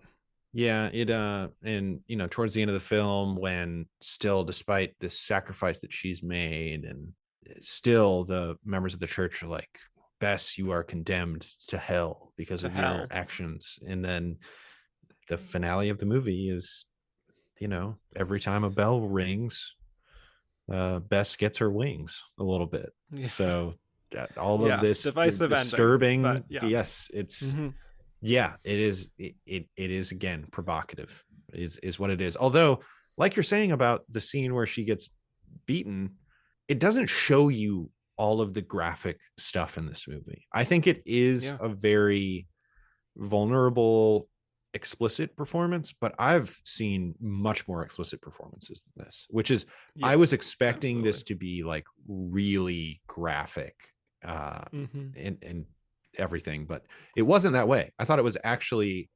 oftentimes very respectful, and I think this movie is very respectful of Bess as a character, which I think is crucial to its success. But I was expecting it to be a lot more in your face, provocative than it was, and actually thought it was pretty understated in some ways.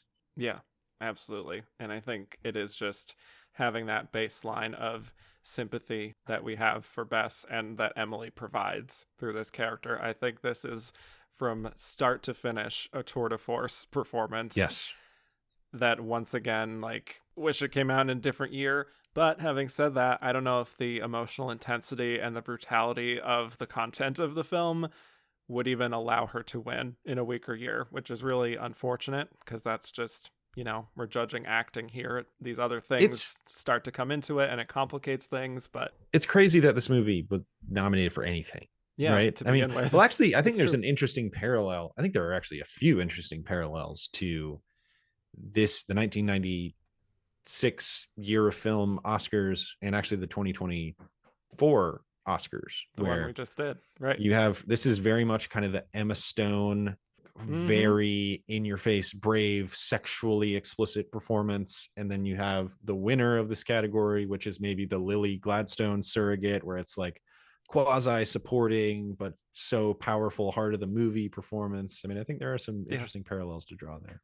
Yes. Now I'm trying to think of all the other parallels we can make. I don't know if there are any. Is there a Diane Keaton in this one? Who was the thrown in there half-heartedly Annette Bening. nomination. Yeah, actually, yes.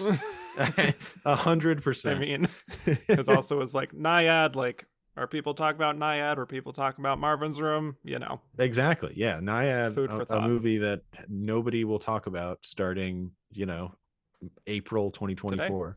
I still have the little water bottle though. Yes. So yes. Got a jellyfish on it.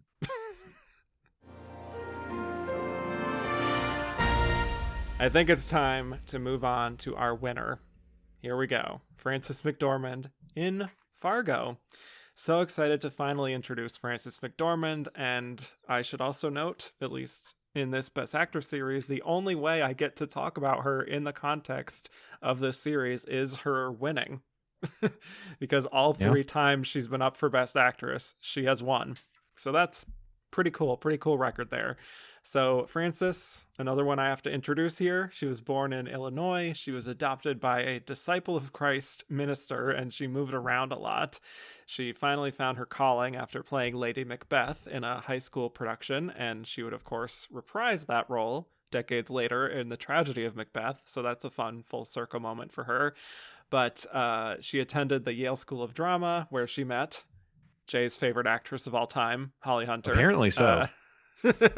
2 future Best Actress winners, roommates, friends, and the Coen brothers wanted Holly to be in their first film, Blood Simple, but she couldn't do it, so she recommended Frances, who went on to star in the film, and she would also marry Joel Coen. So I guess what I'm saying is maybe the success of Frances McDormand can be partially attributed to Holly Hunter? ?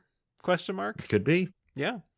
But Frances had that. She was in Raising Arizona with the Coens, and then she had her sort of breakthrough moment with Mississippi Burning in '88, where she got her first Oscar nomination in Supporting Actress. She went on to do things like Darkman, working with Sam Raimi, Shortcuts, working with Robert Altman. One of my faves. Yep. And then when Fargo comes along, directed by her husband, she signs on, and it becomes her ticket to her first Oscar, which, I'm sure making Fargo, they never anticipated that would happen for her, or that they would, win original screenplay and this just really elevate their careers. But Fargo is a dark comedy about a car salesman, Jerry, played by William H. Macy, who hires men to kidnap his wife as a way of getting ransom money from his father-in-law. The whole scheme goes horribly wrong, though, after they're stopped by police, and one of the men shoots the officer dead, as well as 2 witnesses. So it becomes a crime scene, and that's where Marge enters in, Frances McDormand, a perky police officer who's several months pregnant, and she follows her instincts to put together who was responsible for the crime. So just tell me your thoughts here, not only on Fargo, but on Frances McDormand overall as an actress and her kind of iconic performance here. Yeah, Frances McDormand, first and foremost, you gotta think about her work with the Coens, right? That's sort of her legacy, I think. It's how many actresses have won 3 Oscars? 2? 3 just in general. There's been Katharine Hepburn, there's been Meryl Streep, there's been Ingrid Bergman, and there's been Frances McDormand, and that might be it. Yeah, that's elite company, which immediately kind of in the canonization of film history makes you one of the greatest performers of all time. Which, she is, anytime she's on screen, she's pretty much good. She's certainly taken some, even in Transformers, paycheck roles, like a Transformers or I think she's in one of the Madagascar movies, I believe. But even you look at her supporting performances, even, I think about Almost Famous, even just a couple years ago, Women Talking. She won an Oscar, 3 years ago? She has continued. She has had a 40-year run of incredible, consistent success. It doesn't hurt to have one of the greatest writer-directors as your husband, who will cast you in things. But she's a really, really great performer. And like I said at the beginning of the episode, the main reason I wanted to do 1996 was because this is a fascinating Oscar win. She first shows up 35 minutes into the movie as Marge Gunderson. Not a long movie, and 35 minutes into a 98-minute movie. So it's not like Yeah. showing up 35 minutes into The English Patient where it still has 4.5 hours left. This is Right. 35 minutes into a 98-minute movie. Mm-hmm. And it's also a role. It is a really unshowy role. And when I think about, the success of this film, both critically and with the Academy and commercially and all that stuff, I think this is maybe the first Coen brothers movie where you can kind of give yourself kind of a base of, I'm familiar with this kind of movie, and then they Coenize it, which I think is, Mm-hmm. they were coming off of, shortly before Hudsucker Proxy, absolute disaster. And so they scaled everything back, made this movie that cost under $10 million, cast Frances McDormand in it, and it is an incredible performance. It is one of the shortest run times of any Best Actress winner ever, but she does leave such an impact. And the movie at large, to me, is like, I've seen this movie so many times, and this movie is so entertaining, but I also think it's so thoughtful and funny. And Frances McDormand as the main character, as I was watching it this time, I'm a dad now. I got like an 18-month-old. I think this is the first time I'd watched this movie since I'd had my kid. And now every movie is sort of like oriented around how I feel about my kid. And as I was thinking about her performance in the film this time, I was just thinking, this is a woman who is now, because she's pregnant, this is a woman who at every minute of every day is thinking about introducing a new life in the world, but is being confronted by the idea that some people will wantonly kill other people for just a little bit of money. And Mm-hmm. just from the perspective of, from a writing perspective, that is so powerful to me. And then Frances McDormand imbues Marge with so much integrity. And like I was talking about earlier, again, there is this lived in quality to her performance where you don't know exactly what her life has been before, but you can make all of these kind of assumptions, however wild they may be, and attach this whole history to what Marge Gunderson has been. It is really, for as little runtime as there is, she really gives it a sense of love, competency, professionalism, nostalgia, and there are so many other performances that performers that come into her life that she interacts with such a level of craftsmanship. I think it's a really stellar performance. Like you said, 3 amazing performances, can't really go wrong with them, and this is the one that happened to come out on top. Yeah. I love Frances McDormand. I think she is pretty fearless, not only as an actress, but as an artist. I love her intensity. I love Yes. her sense of humor. I love whenever like she finds something funny and she gives this like wry little smile because I always know what she's thinking in those moments. So perfect. And I've truly enjoyed watching her as she has matured and become this very powerful force in the industry behind the Yeah. scenes. And she just has this great sort of authentic streak that hasn't gone away, even after all the awards she's won, after all the great movies she's done. And for me, it definitely just dates back to this performance where I think it would have been so easy for her to make this character much more cartoonish and really play into the accent in a way that feels false or mocking even. But even though she's obviously changing her accent pretty significantly here, it still feels so lived in. She feels like this great sort of working class hero in a way, and she just fully embodies it as if she's lived in the Midwest all her life. Mm-hmm. And I think that relationship with her husband, Norm, is so sweet. And she and John Carroll Lynch have such an effortless chemistry. There is such a warmth there where even though it would be easy to be cynical and sort of complain about some of the pains of her job as a cop, she just rises above it and just keeps this sort of cheery composure that ends up really benefiting her in her job, I think, which is largely about communicating with people and getting to the truth and sort of sussing out when she senses that someone's maybe lying, especially Jerry. But she's also not like a super cop either. Like, she does put her trust in people, and you see this willingness to see the good in people, partly for, as you mentioned, just the benefit of wanting this world to be good and honest for her child. And, you know, when we have situations like, you know, Mike, this old classmate of hers who ends up being not truthful when he talks about his life, and she's surprised to learn afterward that everything he said was like a fabrication. I just think the writing and her performance in tandem really strike a balance of just making her a three-dimensional human and someone who's charming and just fully immersed in her little corner of the world, but also just having to face these terrible, terrible things at her job and just reconciling that in her mind and trying to not let it rattle her. Like, this for me is such a, like, you look at Brenda Blethyn, you look at Emily Watson, those roles are very easy to see how difficult they are to pull off.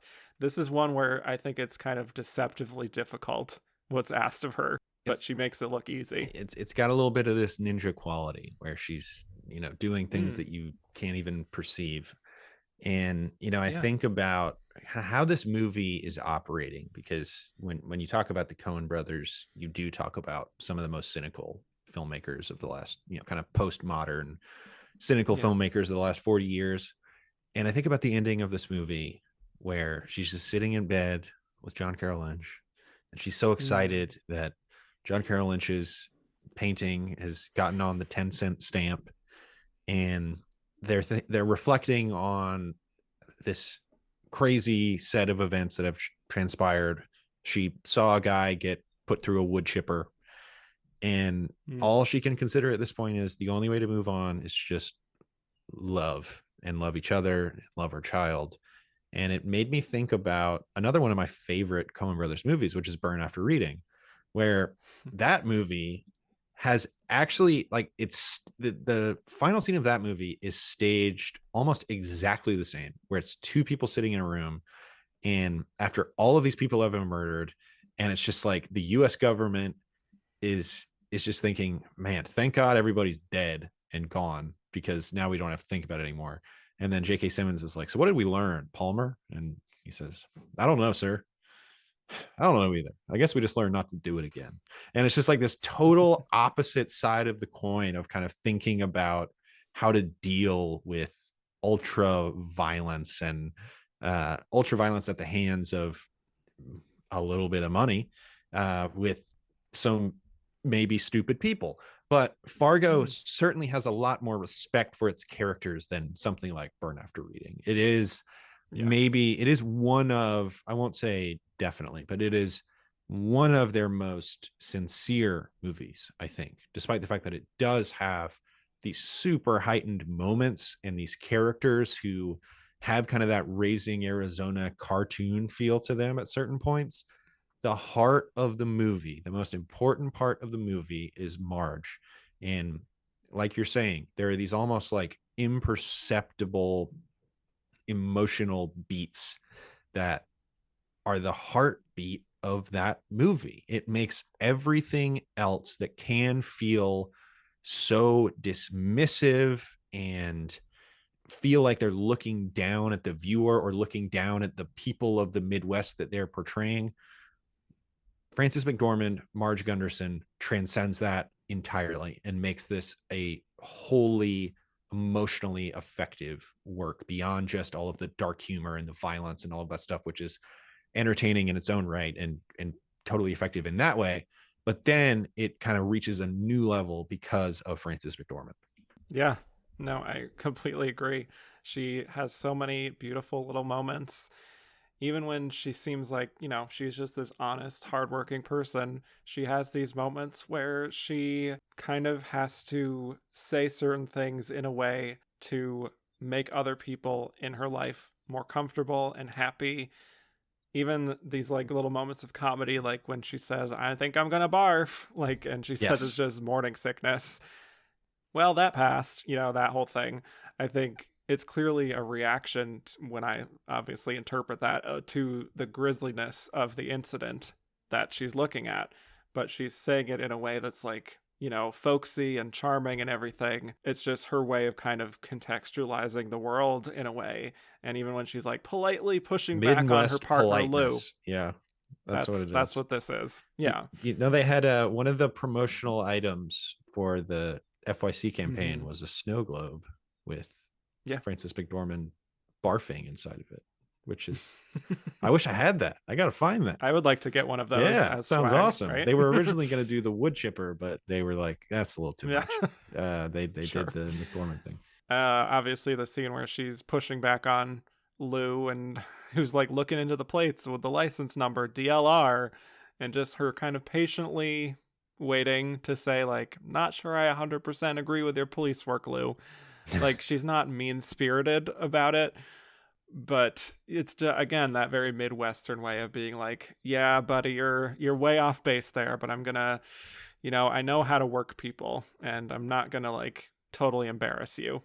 Because I think another part of this is like she is kind of surrounded by a lot of men in her job, in her life, and she is having to negotiate with a lot of fragile, sensitive male egos, you could say.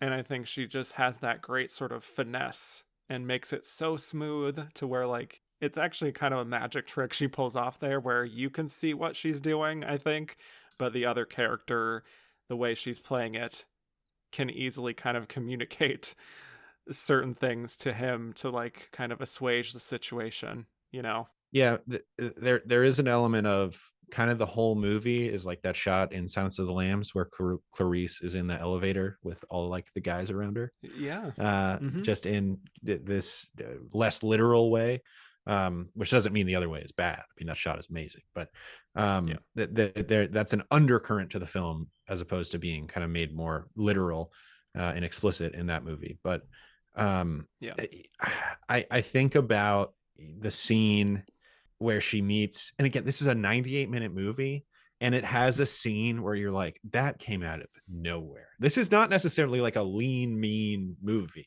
And the reason it's not is because of that scene with Mike Yanagita, which is one of the best scenes in the movie, where it is sort of encapsulating everything that the movie is about. And again, it's sort of this idea of nostalgia and looking back at kind of this certain way of life and this certain piece of Americana that seems so perfect, and these, again, politeness and the exploitation of men onto women, and just kind of the overall phoniness of the people in this world that Fargo consists of, down to the fact that like it's called Fargo and it doesn't really even take place in Fargo, and it says, this is all based on a true story. There's this insincerity to the whole affair that is really one of the more important parts of the film too. But in that sequence in particular, you really feel her honesty and her desire to like make people feel good,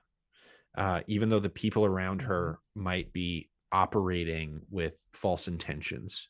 And she is kind of this beacon of light in the world who is trying to make good or sort of fix the ills around her, which appear at every turn in the movie. You have so many pathetic characters. Like Jerry is one of the most pathetic characters in American film history. Just awful. And for Marge to be not only moral, but stable, that's kind of the magic of her character. And her husband is stable as well. And for them to represent that stability in the face of all this chaos is one of the most important things that they do with their performances, and certainly what Frances does with hers. Yeah, absolutely. And going back to that scene with Mike, her, when he very clumsily goes to sit right next to her. Oh my God. Restaurant. It's brutal. And her just being like, no, why don't you sit over there? I prefer that. Just kind of politely assertive there. And again, she plays it off from there when you see that he is embarrassed in that moment. And she's like, just so I can see it, so I don't have to turn my neck.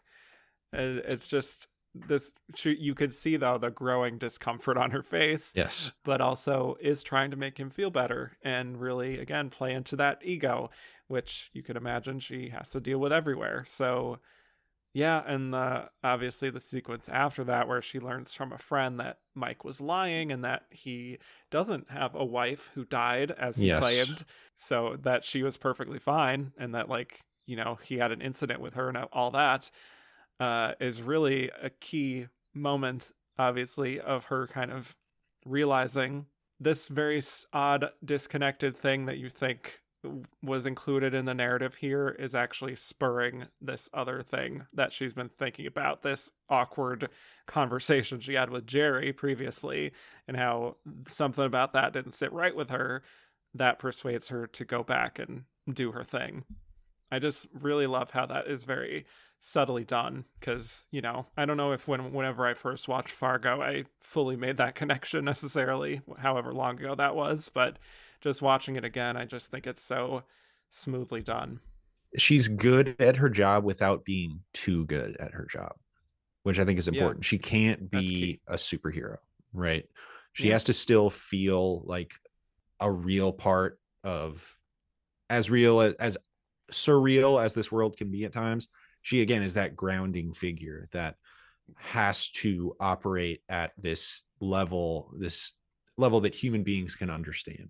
As you know, Mm-hmm. Mm-hmm. this isn't Raising Arizona, where it is literally a Looney Tune. This isn't the Hudsucker Proxy, where they're operating in almost like a fantastical sci-fi environment at times.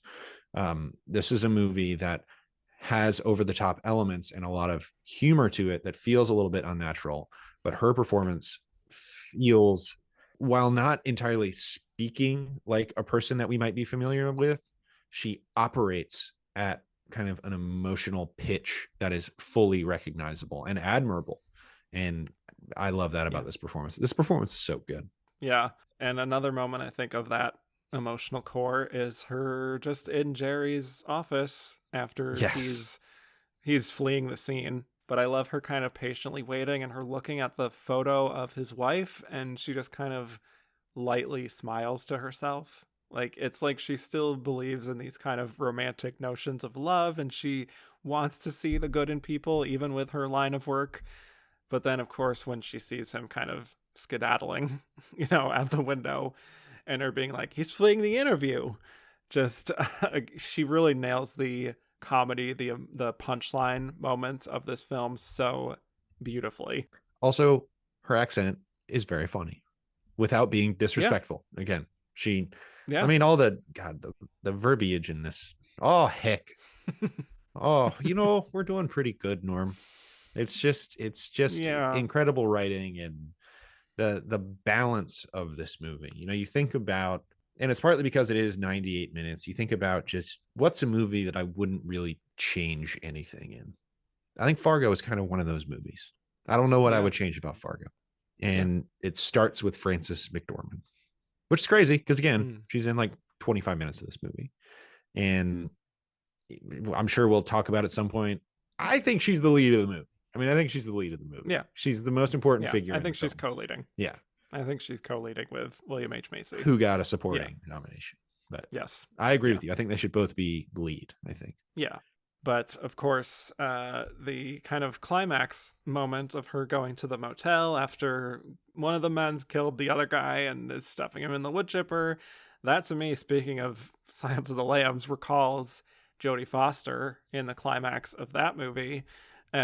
Just kind of that fearless energy that she brings to it, getting to that place, even though she doesn't even know these men. She's never seen them before in her life. And I don't know, just that kind of just fearlessness she brings to that, I think is very convincing.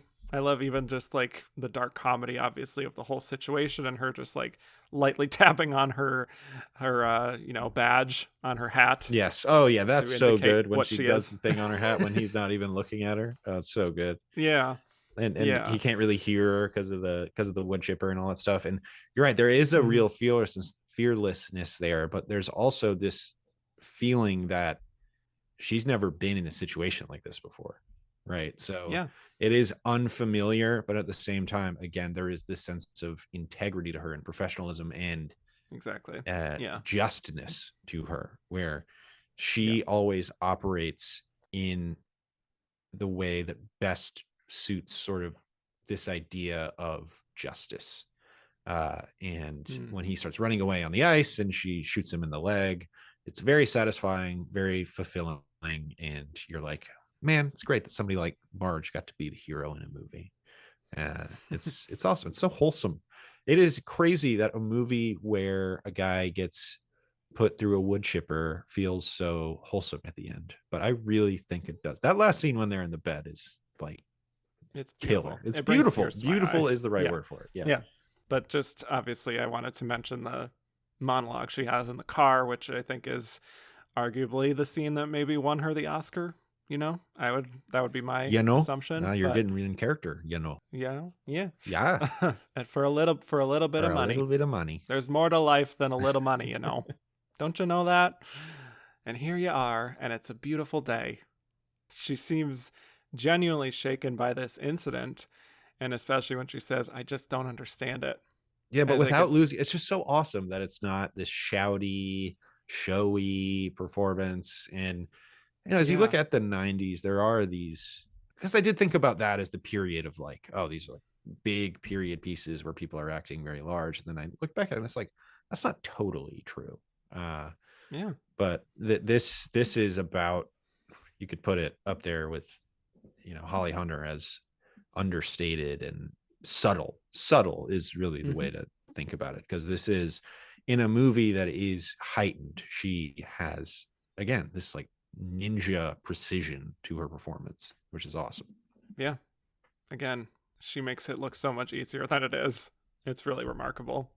Anything else before we get to the Oscar race here? Oh man, score for this movie rocks. Has nothing to do with Frances, but it's why was it not nominated? I don't ridiculous understand. He's been one of the most slighted composers in Oscar history for sure. Carter Burwell. Yep. Perfect movie, perfect film. It just kind of is. Yep. Right. All right, let's get to the Oscar race here. So the critics were all over the place here. Brenda Blethyn won the LA Film Critics, Boston Film Critics. Emily Watson won New York Film Critics and National Society of Film Critics. Frances McDormand won at the National Board of Review, Chicago Film Critics, and at the Critics' Choice Awards. So there was really a three-way race there. Then when the bigger precursors came, Brenda Blethyn won the Golden Globe for drama.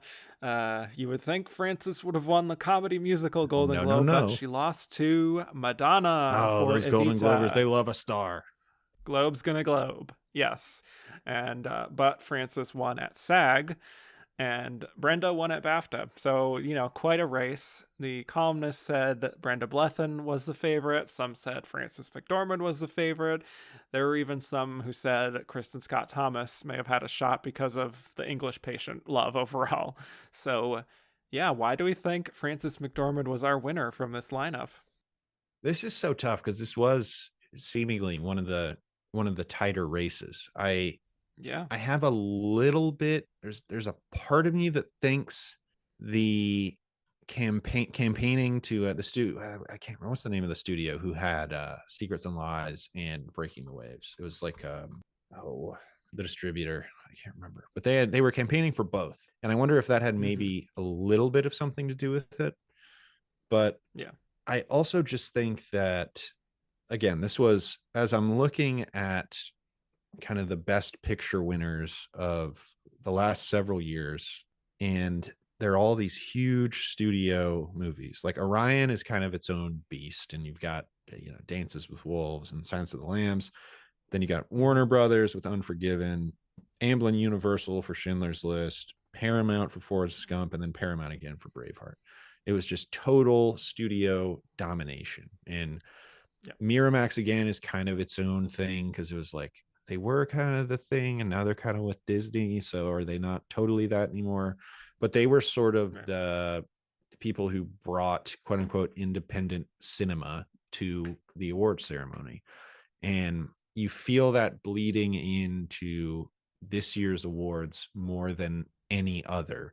However, is there maybe a little bit of a limit to that, right? Where Secrets and Lies is such a patient movie. It's long, it's impenetrable, and it's difficult. And then you have Breaking the Waves, which never really it wasn't totally in the race. And then you have Kristin Scott Thomas in The English Patient, which was just a juggernaut. And it was just like, maybe she just wins by default. I don't know. But then Fargo is this thing where you have a film that is shorter. It is grounded in something familiar while being wholly unique, and having this central performance that grounds it in something emotionally impactful. And so it's hard to say that the reason it won is because maybe it had this certain energy to it that felt easier to vote for people, because it was a film that was, I think, more agreeable than Secrets and Lies and Breaking the Waves, and Diane Keaton had no shot, and Kristin Scott Thomas was the one that was going to be left out, kind of. She leaves the least impression of any of the people that were nominated. So for me, it just kind of has this amalgamation of all of these elements that make sense as an award winner. But it is a really hard race to break down because it feels like it was really, really close. Yeah, I agree. I think this is actually a pretty unusual win for as great as Frances is. It is the, this offbeat, independent comedy, and it's not a breakout for her. Mm-hmm. She's not really a veteran. None of the usual narratives in this category really fit. Right. Except for the fact that Fargo was really well liked, and her character and her performance is so easy to like. Mm-hmm. And sit anyone down in front of, and they could appreciate. Thinking about her performance as Marge, you kind of just get a smile on your face, just thinking about her. And I think you compare that to Brenda Blethyn, who makes sense as a traditional dramatic winner.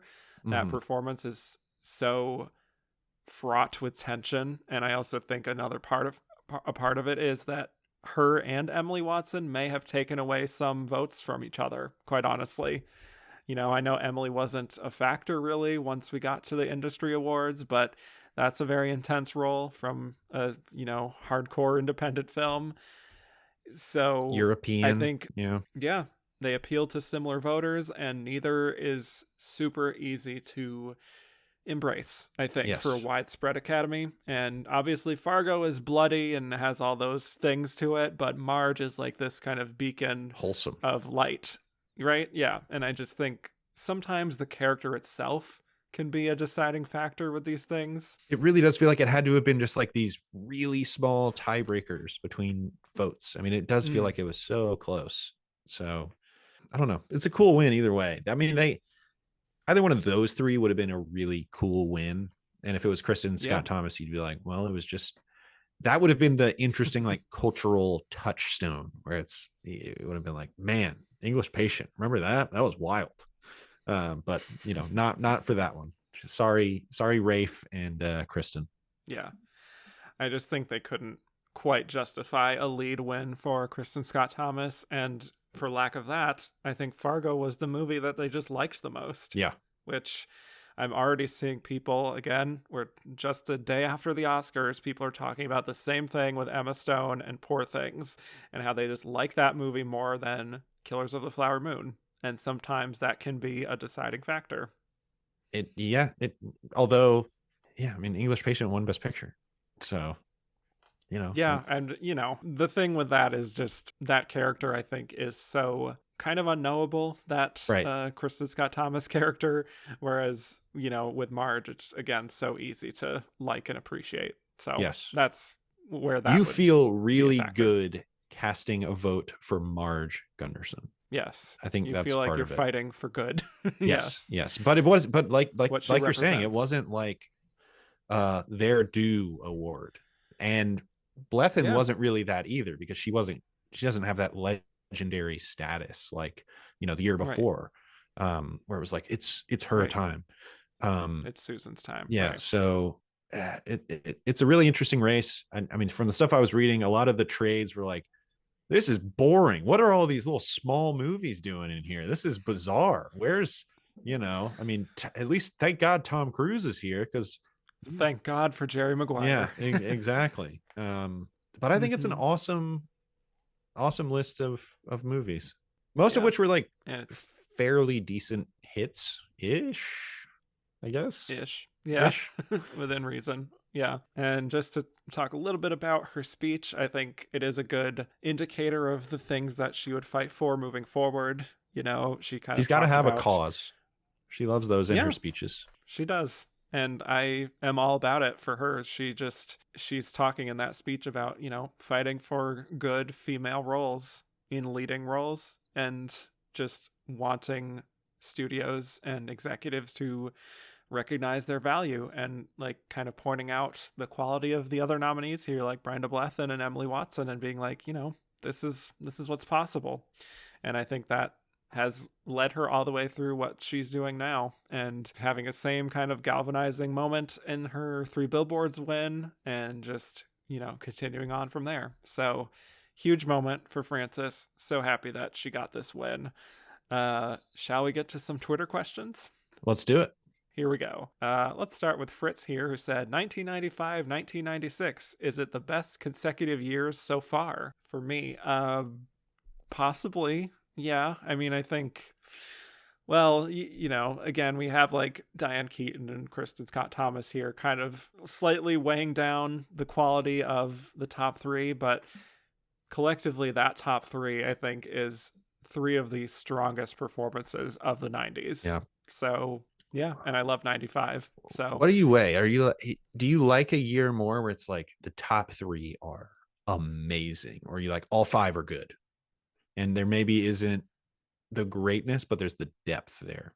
Yeah, I think I prefer just the 5 being all bangers, even if it means that those 5 are slightly lesser than the greatness of the top 3. Right. So that's why I would prefer a year like 95, for example.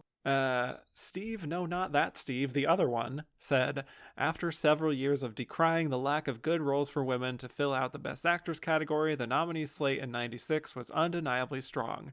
It was also the first year since 75 that a majority of the contenders were not American-born. 1975 is considered a weak year. Both lineups could be seen as the result of the Academy looking beyond American borders to find talent, but given the strength of the 96 class, it's not the only reason. Was 1996 an inflection point for the Academy in looking beyond American borders for contenders?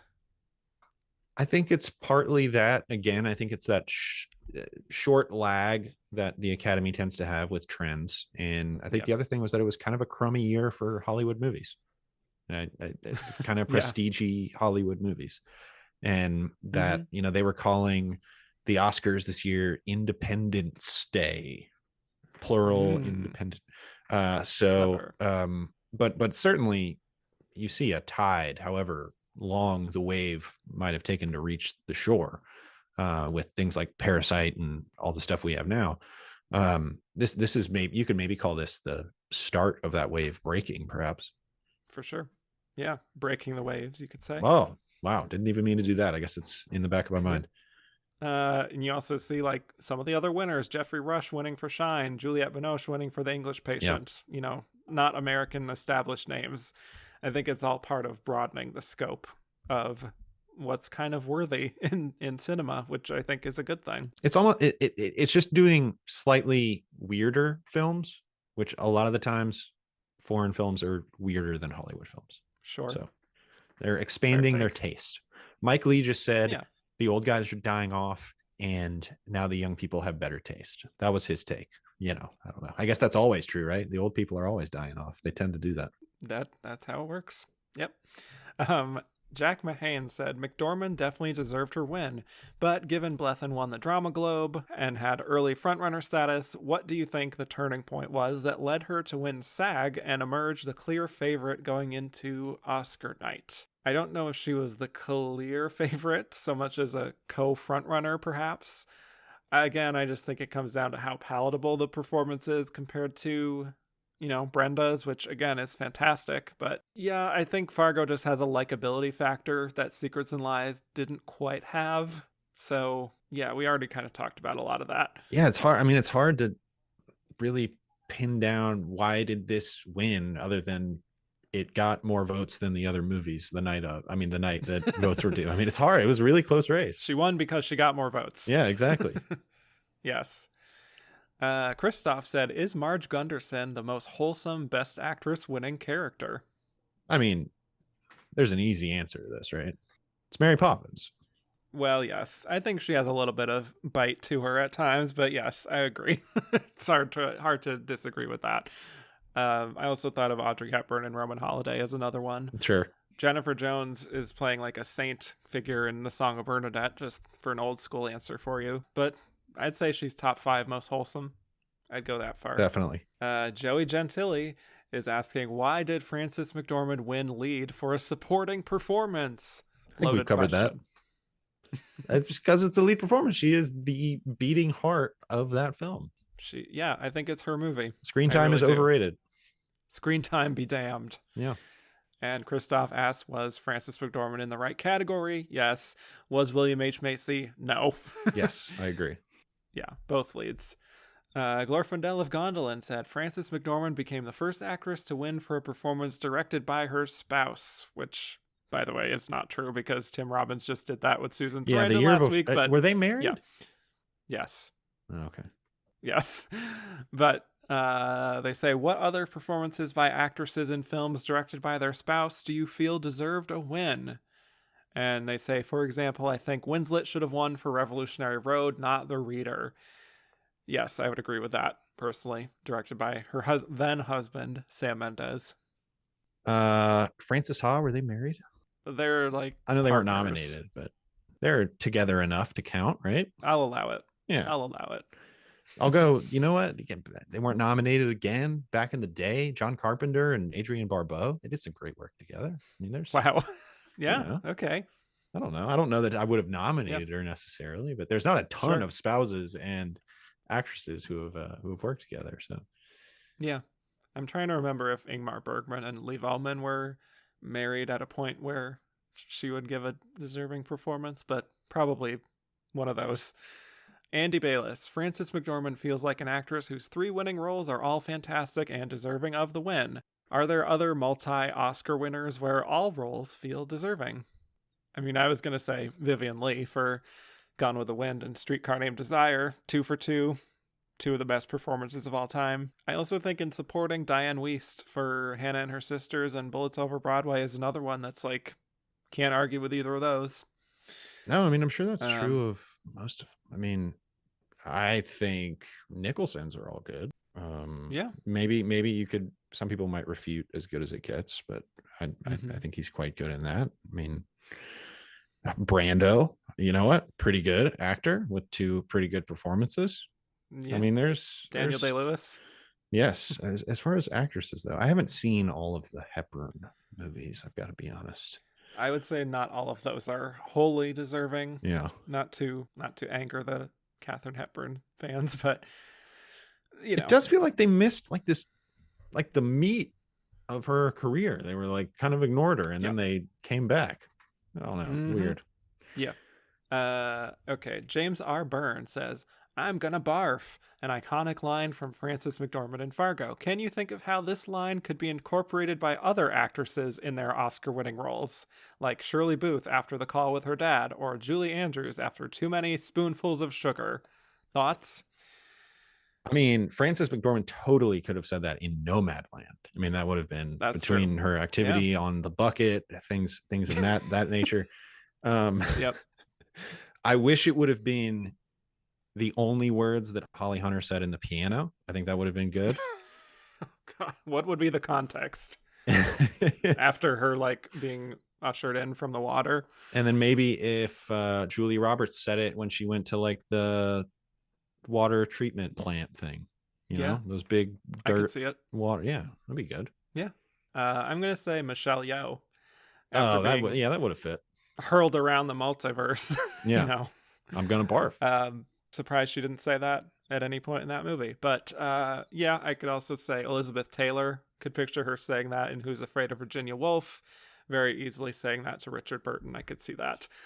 Sophia Simonello asks, how does McDormand's win and performance stack up against Coen Brothers' other acting nominees? And she listed out the rest of them here just for context for everyone listening. Michael Lerner for Barton Fink, William H. Macy in Fargo, Javier Bardem in No Country, Jeff Bridges and Haley Steinfeld for True Grit, and Denzel for Tragedy of Macbeth. I think if you're looking at kind of the history of film, I think Javier Bardem's is sort of the A1. This is kind of the Coen performance that will be remembered. But I would put, as far as importance in kind of what will be in a museum one day, what will you see in a film, intro to film textbook, I would say Marge Gunderson is right there after her. It's weird. True Grit got a lot of Oscar play. That's an interesting one.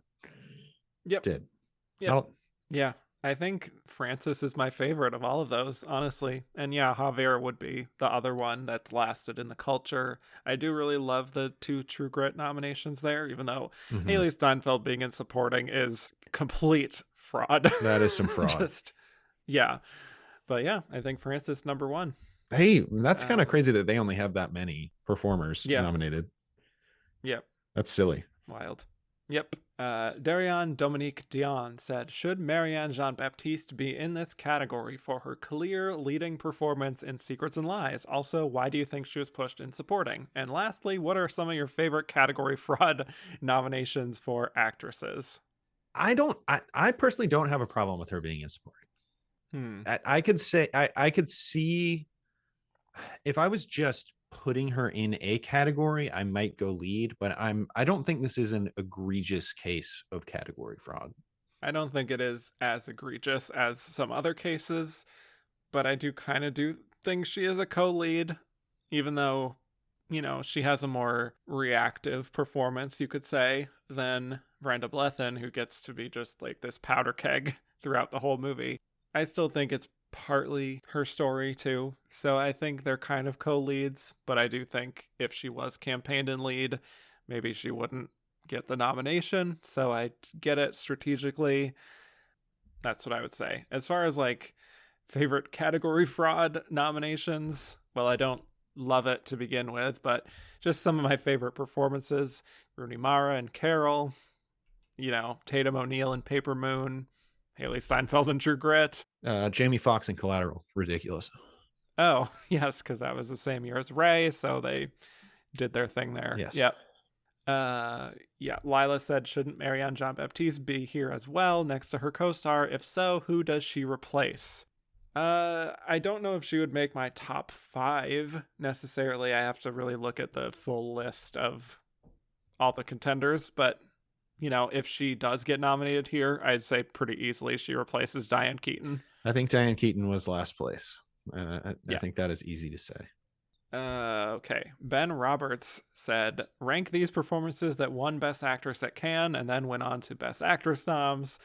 Brenda Blethyn in Secrets and Lies, Holly Hunter in The Piano, Sally Field in Norma Ray, Joe Clayburgh in An Unmarried Woman, Vanessa Redgrave in Isadora. This one is relatively easy for me. I would say number 1, Joe Clayburgh. Number 2, Brenda Blethyn. Number 3, Holly Hunter. Number 4, Sally Field. And easily number 5, Vanessa Redgrave. I can't speak to those. I haven't seen enough of them. That's okay. But I was looking at, I'll tell you what, I was looking at like just 1996 in general. There's some good stuff here that wasn't nominated. I mean, that's always the case, but yeah. You know who I would have nominated? Who's that? My favorite actress, Holly Hunter. Uh-oh. Crash. Holly Hunter. Here she is again. Yep. She's coming back with a vengeance.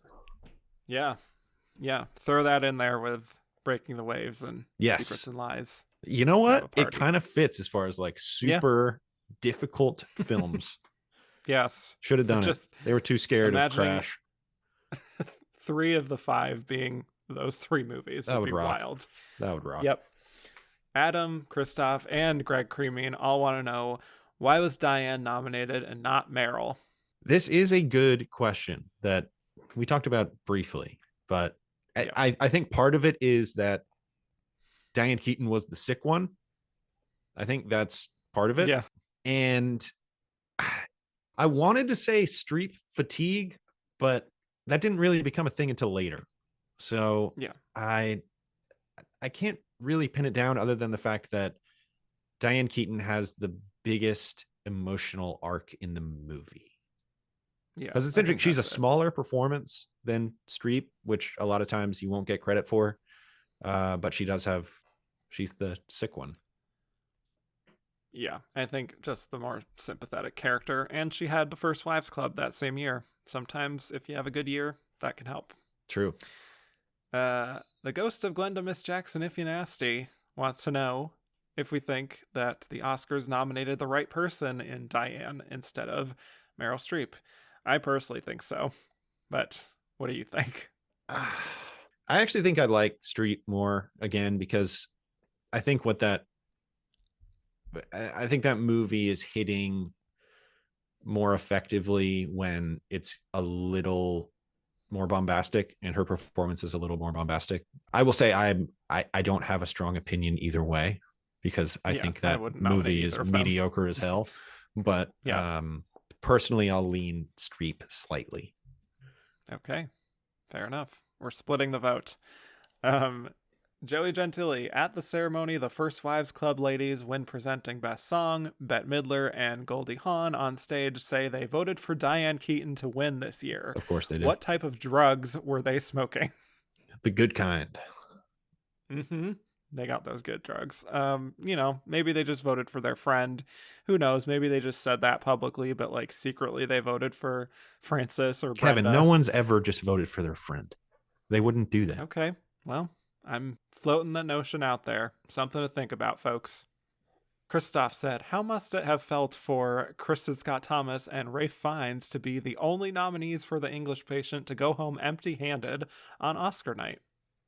I mean, one thing incredibly charming that I was reading was that, again, Kristin Scott Thomas was so happy that night, which I think is cool. Ralph Fiennes, between this and Schindler, he probably wanted one. And then he probably wouldn't have thought that would be it. But here we are. He probably feels worse now than he did then about it. Let's say that. Well, that sucks. Sorry, Rafe. I'm waiting for his Oscar comeback. I don't often talk about male actors wanting their Oscar comebacks on this show, but he's one of them that it is crazy that he was not nominated for Grand Budapest. It makes no sense. Truly. Bizarre. Anyway, yeah, I'm sure they were thrilled for the team. Probably Rafe was like, well, what about me? I was the English Patient, but they couldn't resist Jeffrey Rush. It's the titular role. I would have voted for Tom Cruise personally there, but that's another story.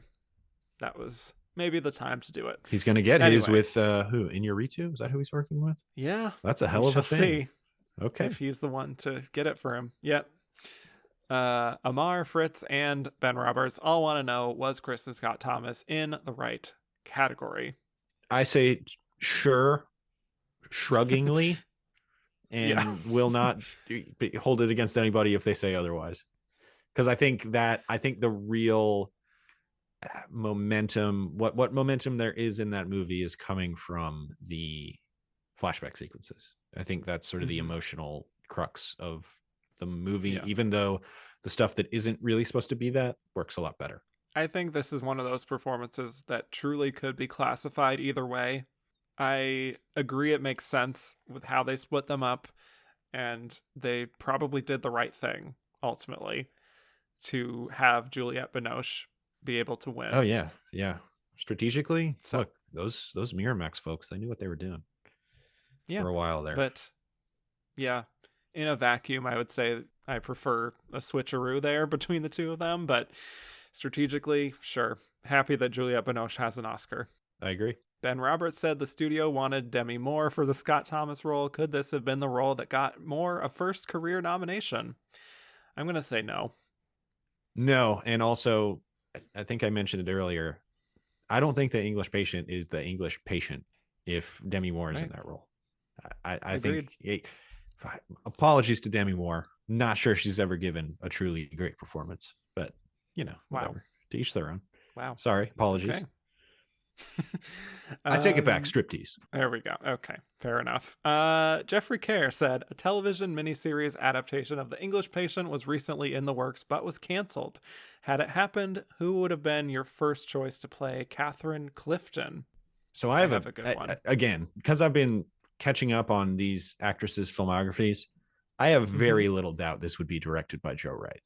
And so I'm just going Keira Knightley. just give it to Keira Knightley, directed by Joe Wright. Let's do it. I was going to say Rebecca Ferguson. Oh, now you're speaking my language.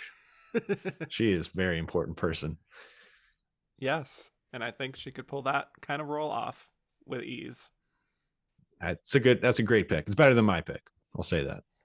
I love Keira Knightley, but gosh, quit doing like Boston Strangler, you know? Yeah, that is what she's been doing. That's lately. The first and last time Boston Strangler will be mentioned on your podcast. Probably. Yep. You never know. Politics Henry said, is there a role since this that you would have nominated Kristin Scott Thomas for? Probably not for me. I don't think so. I haven't seen this movie she made in 2008 called I've Loved You So Long, which she got a lot of buzz for, so maybe that one whenever I watch that, but I'm gonna agree with you and immediately move on. We already know your thoughts on Kristin Scott Thomas. So okay, Celluloid Siren. Emily Watson is astonishing in Breaking the Waves, a performance like no other. Do you think that she was undeniable for a nomination due to her achievement here, but simultaneously also made the Academy too uncomfortable to vote for her to win due to the nature of the role? I would say definitely to the second part. This was never going to win in 1997. But I don't know that it was inevitable. It's a Lars von Trier movie. I don't know that there's ever anything inevitable about an Oscar nomination for Lars von Trier. Right. It's cool. It's a cool nomination, is what I would say. Mm-hmm. But a surprising. I do think this is a good point in the sense that sometimes a performance, despite the style of the film not being in the Academy wheelhouse, is just kind of undeniable, and that the Academy kind of doesn't have a lot of choice but to nominate it. Mm-hmm. I also think of like Liv Ullmann for Face to Face, Jenna Rollins for A Woman Under the Influence. I also think of, even in a few years, of Ellen Burstyn in Requiem for a Dream, where it's just like, we do not like this style of movie, but the actress in the lead is going to another level with this performance. And I think that's kind of what they felt for this one too. Yep, I think that's it. Christoph said, Helena Bonham Carter was Lars von Trier's first choice to play Bess, but she dropped out shortly before production began. Can you picture her playing Bess? Do you think she would have been Oscar nominated as well? Too harsh. Yeah. She's got an innate confidence to her that I don't think would have played quite as well. I just think there's something to the idea of Bess being an unknown that really adds to the performance. That's true too. Yeah. The wow factor. So, right. Okay, so Ben Roberts, Christoph, and Kenneth Israel all want to just kind of lavish praise on Emily Watson, saying, is this one of the best screen debuts ever? I think so. I had a hard time coming up with like a big list of ones better. So, yes, therefore, absolutely. Yes, it is. Therefore, it is one of the best screen debuts ever. Okay, let's get to a few miscellaneous questions here. Okay, Rob Montoya said, fast forward to 2024 and recast these performances. Well, I already said mine for English Patient, Rebecca Ferguson. Did you have others you felt? Yeah, this is interesting. I always like a recasting question. But so for Marge, I love Amy Adams so much. She could do this. She could do it. Oh, let's get Amy Adams back on the horse. Let's give her the role of Marge Gunderson. I love it. For Cynthia in Secrets and Lies, I think this one is a slam dunk. It's almost maybe too easy. Olivia Colman is the. I said the same one. Olivia Colman. Yeah, yep. That's the answer. For Bessie in Marvin's Room, I said Jennifer Aniston, because that way it doesn't waste the time of an actress I like. And. Oh, no. I said Keira Knightley for Catherine Clifton. We did that one. And for Bess, I said, like, it's kind of impossible. Like, the whole point of it is that it's a lightning in a bottle kind of thing. So if I was casting it, I'd just go along like the Irish coast and hold open auditions at a pub or something. If you make me go Hollywood, I guess I go Saoirse Ronan by default. But I guess sure. Why not? Yeah. Yep. I said Marissa Tomei in Marvin's Room just because I like seeing Marissa Tomei in semi-leading roles because it doesn't happen often enough. True. Yeah, unknown for Breaking the Waves. I said, for Fargo, I'm going Lily Gladstone. Yeah, Let's that'd see be good. her have a little fun. Yep. Makes the Shep Proudfoot dynamic interesting. Yeah. That's interesting. Yeah. Chels had a question that's already a little out of date, but we'll go with it anyway. Which category should the First Wives Club present at the 2024 Oscars? I think it would be costume design. I think those white costumes are excellent. And we'll wait for a reunion properly of like 2026, the anniversary. I'm going to say documentary short film. I think they would do great with that one. Okay. Wonderful. Okay. Greg Adams said, should any of the First Wives have gotten a nomination? No, but it's a fun movie. They don't need nominations for it, but yeah, here's a Survivor question for you. I'm not sure if you're a Survivor person, but I am not, but we'll see. Okay, well, Joe Gouveia said, imagine this is the final 5 of a season of Survivor. What's their placement? 5th, loses final 4 fire, 3rd place, 0 vote finalist, runner-up, and winner. So who wins Survivor? These characters? Yes. I'm going Marge on this one. I think she's got it. I don't know. I don't think. I think Marge would get taken advantage of by somebody, but I just don't know who that would be in this lineup. I just think she's too perceptive. I think Catherine would. I think Catherine would win. I was gonna say she would be a runner-up because she's too icy. She can't. She's ruthless. Rally the votes to win. She's ruthless. Yeah. I think she would win it. Although, would she make enough friends to even get there? That's my point. Yeah. I don't know. Maybe. I mean, Marge is. I think I'm going. I'll agree with you. I'll say Marge. She's got too much integrity and competence to not win. I think so. I say 3rd place 0 vote finalist is Bessie because I think she's dragged to the end. Yeah. By her allies. I think she's last place in all things, Academy Award and otherwise.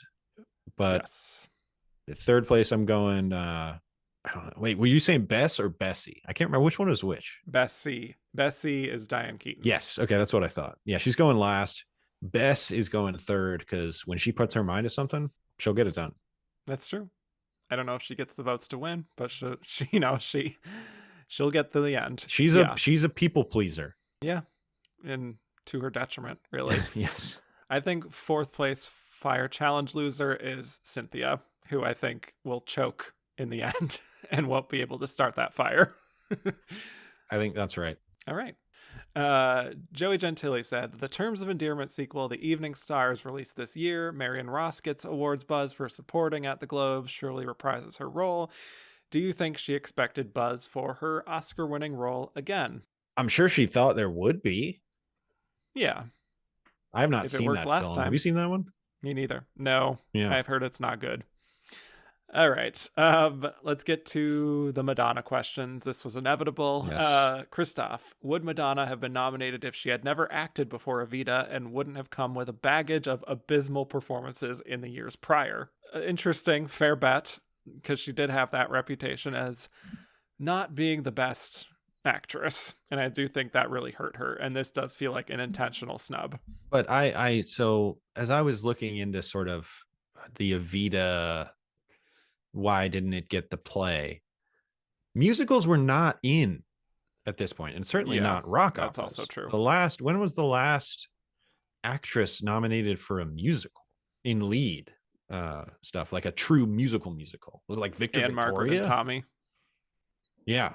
Maybe Victor Victoria. Yeah, I guess I would sort of count that, even though it's kind of, they're just kind of performing. I don't know if that's that doesn't even fully qualify either. Yeah. So really, it's what, Moulin Rouge that brought it back. Yep.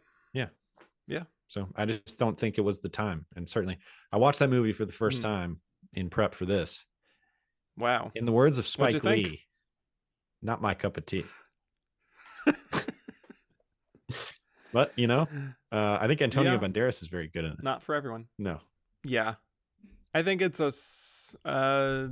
I saw Evita quite a while ago. I remember it being a solid performance from Madonna, better than usual from her, but not quite nomination worthy.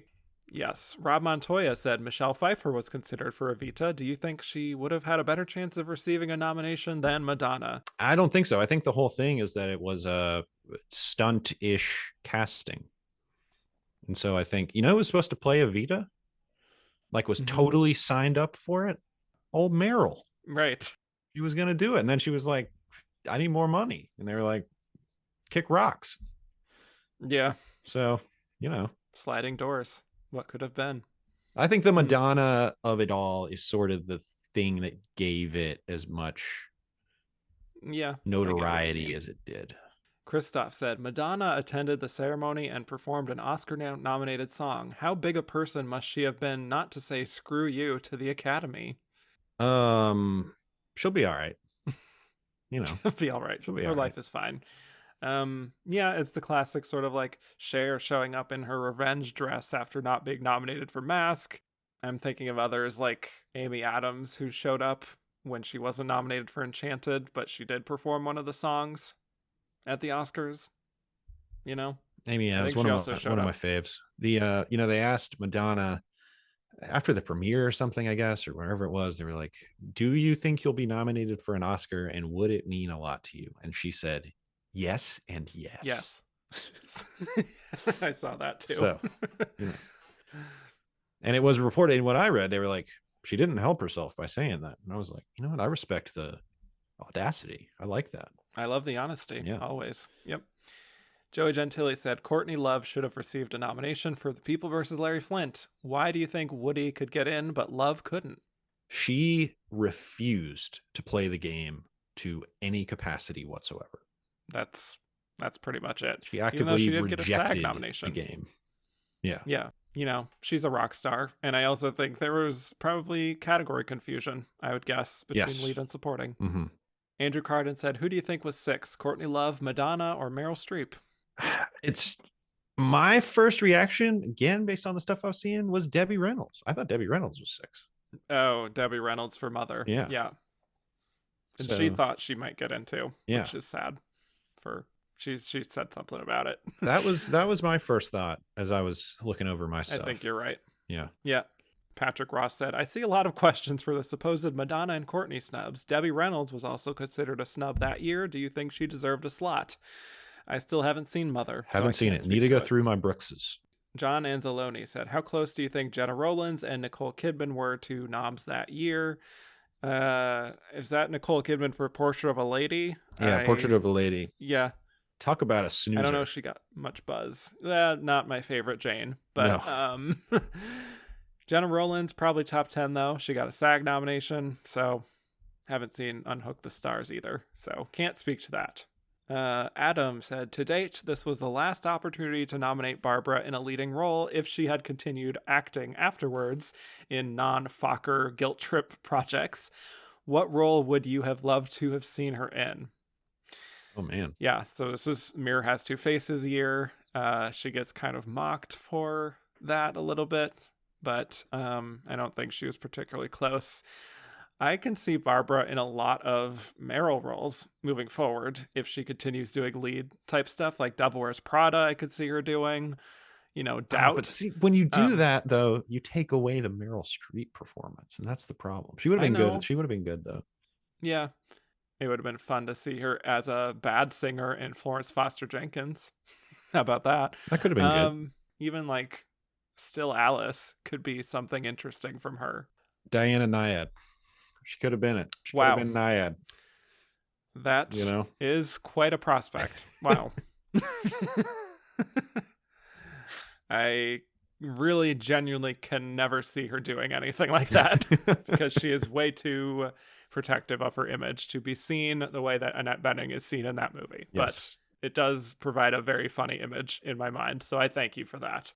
Yeah, John T., Oscar-favored names, largely known for independent cinema, where there were a lot of high-profile names in studio films like Madonna, Reynolds, Love, and Streisand as options. Why this change of pace? And which of the four got closest? Probably Debbie Reynolds. Yeah, it's just part of this independent wave that we've been talking about. Mm-hmm. I think that's what it comes down to. That gets reversed shortly after. But yes, it was Well, fun while it lasted. Yes, Titanic is coming. Greg Creamian said, do you think if Glenn Close was nominated for supporting in 101 Dalmatians, she would have won? Yeah, I think that's how that stuff normally works. If they'd gotten nominated, they probably would have won. I think she would have had a better shot in supporting. I think she was campaigned as a lead. Absolute Oscar gold. She'd finally have her Oscar. And it would have been for an iconic role. We might never have gotten the wife. For better and for worse. Joey Gentili said, recast these 90s Oscar talents and Karen Black in these roles. Helena Bonham Carter, Angelina Jolie, Michelle Pfeiffer, Uma Thurman. This is tough. I mean, Uma, I believe, was up for Catherine. I think the studio wanted her. Sounds right. Yeah. So let's go ahead and put her there. It's a little hard to find a Cynthia in here. Or at least it depends. I guess, are you casting them in the 90s or are you casting them whenever you want? I'm going to cast them whenever. Flatten time. Yes. Okay. We're going to go Oppenheimer, Fission, Fusion. Yes. Topical. No, man, I don't know. Michelle Pfeiffer, put her in anything. I don't care. I don't think there's a Bess in here. I guess you put Helena Bonham Carter. Is it just Helena Bonham Carter? Fulfill the just prophecy. She was going to be that anyway. Yeah. I would love to see Uma Thurman in Fargo. I'm just going to throw that out there. I want Pfeiffer in Fargo. That would also be good. One of my faves, and then that leaves Angelina for what? A little bit older Angelina in The English Patient. I mean, she has that like classic movie star angular thing. Definitely. Karen Black, I'm putting in Secrets and Lies. Let's go. I think you gotta. Yeah. The only one I'm kind of the only one I'm enthusiastic about that personally is Michelle Pfeiffer in Fargo. I think that could be awesome. Okay, let's get to our final segment here, where we will reveal who we think was the runner-up of this Best Actress race. Jay, who do you think it was? I mean, I would definitely say it was Blethyn. I think she was the clear runner-up. She had gotten a lot of the precursors. There was a lot of momentum that she had, both critically and from the Academy. I think they did a pretty stand-up job marketing for her. Her campaign, I think, based on what I saw, was robust. They said it was Weinstein-esque. So she certainly had a lot of money behind her. And I imagine it was really close. And it's a role that you can totally see people buying into, especially in a year where they're trying to exercise slightly different taste. But it just wasn't, I don't think, quite as accessible as something like Fargo and Marge Gunderson. Yeah. I completely agree. I think this is a pretty unambiguous runner-up, which I'm always thankful for. Yes. Yeah, I think for as incredible as Emily Watson is in Breaking the Waves, I just don't think that the Widespread Academy was touching that with a 10-foot pole in terms of winner. So I think Brenda Blethyn is a very easy, like, traditional dramatic alternative to Frances McDormand in a movie that is nominated for Best Picture, Secrets and Lies. Even though it didn't win anything, it was still clearly loved enough to get into that top 5, which to me is remarkable, to have a movie like Secrets and Lies break into a top 5 of Best Picture. So we agree on that, but will we agree on who we would have voted for? Jay, who would get your vote here? This is so tough. There are these elite 3 in here, but there is part of me that's just like, Fargo is such an important movie. If I had a vote, I still think when you account for where it stands in film history and just how stealthily precise that role is, like we were talking about, I think that is the least showy of these performances. And I appreciate that, especially since it's the least showy in one of the showier films represented in this lineup. And just that final scene, those final moments, just all timers for me. I think I'm going Frances by a hair I think over Watson and then Blethyn. Okay. I'm going McDormand.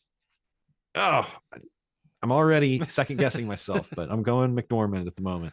Ask me tomorrow, it might be a different answer, but well, I will do that. I will ask you tomorrow. No, I think this is razor thin between literally all three of them. Yeah. I think any other year I'm picking any of them. Frances is the one that has been in my consciousness for the longest, right. So that is part of what makes me want to just go for that. I'm saying Emily Watson right now.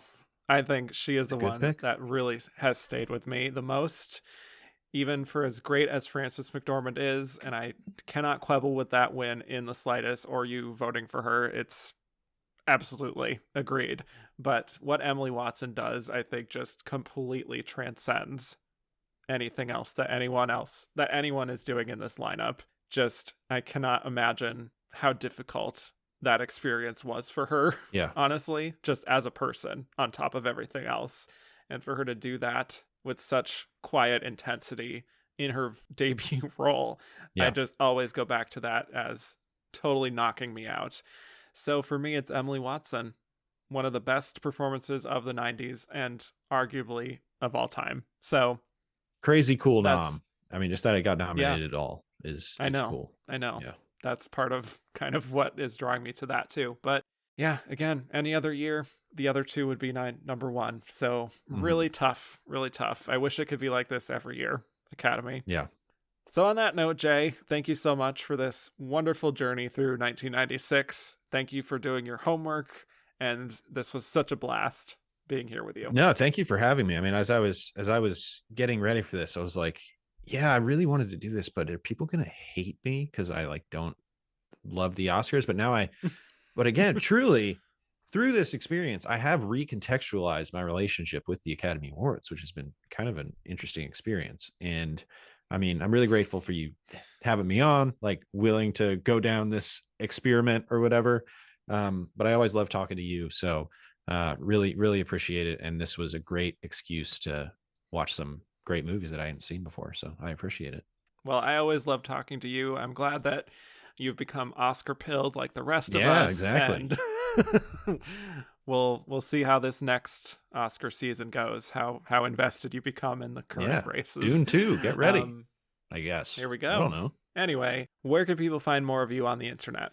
Yeah, you can find me. I'm always leading with Letterboxd these days. You can find me, just search Jay Ledbetter on Letterboxd. You can find me on Twitter at Mr. Jay Ledbetter. I have a podcast over on the AwardsWatch podcast feed. It's called Director Watch. Right now we're covering Sofia Coppola, the films of Sofia Coppola. So if you want to hear a 30-something white guy talk about Sofia Coppola, come on down. It's going to be exciting. We've got a lot of guests who aren't 30-something white guys, so you're gonna be in for a treat. So no, check that out. Director Watch on the AwardsWatch podcast feed, wherever you get your podcasts. And I was lucky enough to guest on your episode about Carol, which was we will have you fun. back on. Oh, well, thank you so much for listening. You can find me on all platforms at Kevin_Jacobson. Podcasts at Oscar Runner Up on Twitter, Instagram at And the Runner Up Is. Rate, review, and subscribe if you haven't already. And go to patreon.com to hear even more bonus episodes. And in 2 weeks, we will be breaking down the Best Actress lineup of 1997, where the nominees were Helena Bonham Carter in The Wings of the Dove, Julie Christie in Afterglow, Judi Dench in Mrs. Brown, Helen Hunt in As Good as It Gets, and Kate Winslet in Titanic, with the winner being Helen Hunt. So with that, thanks again, Jay. And I will bid you all adieu.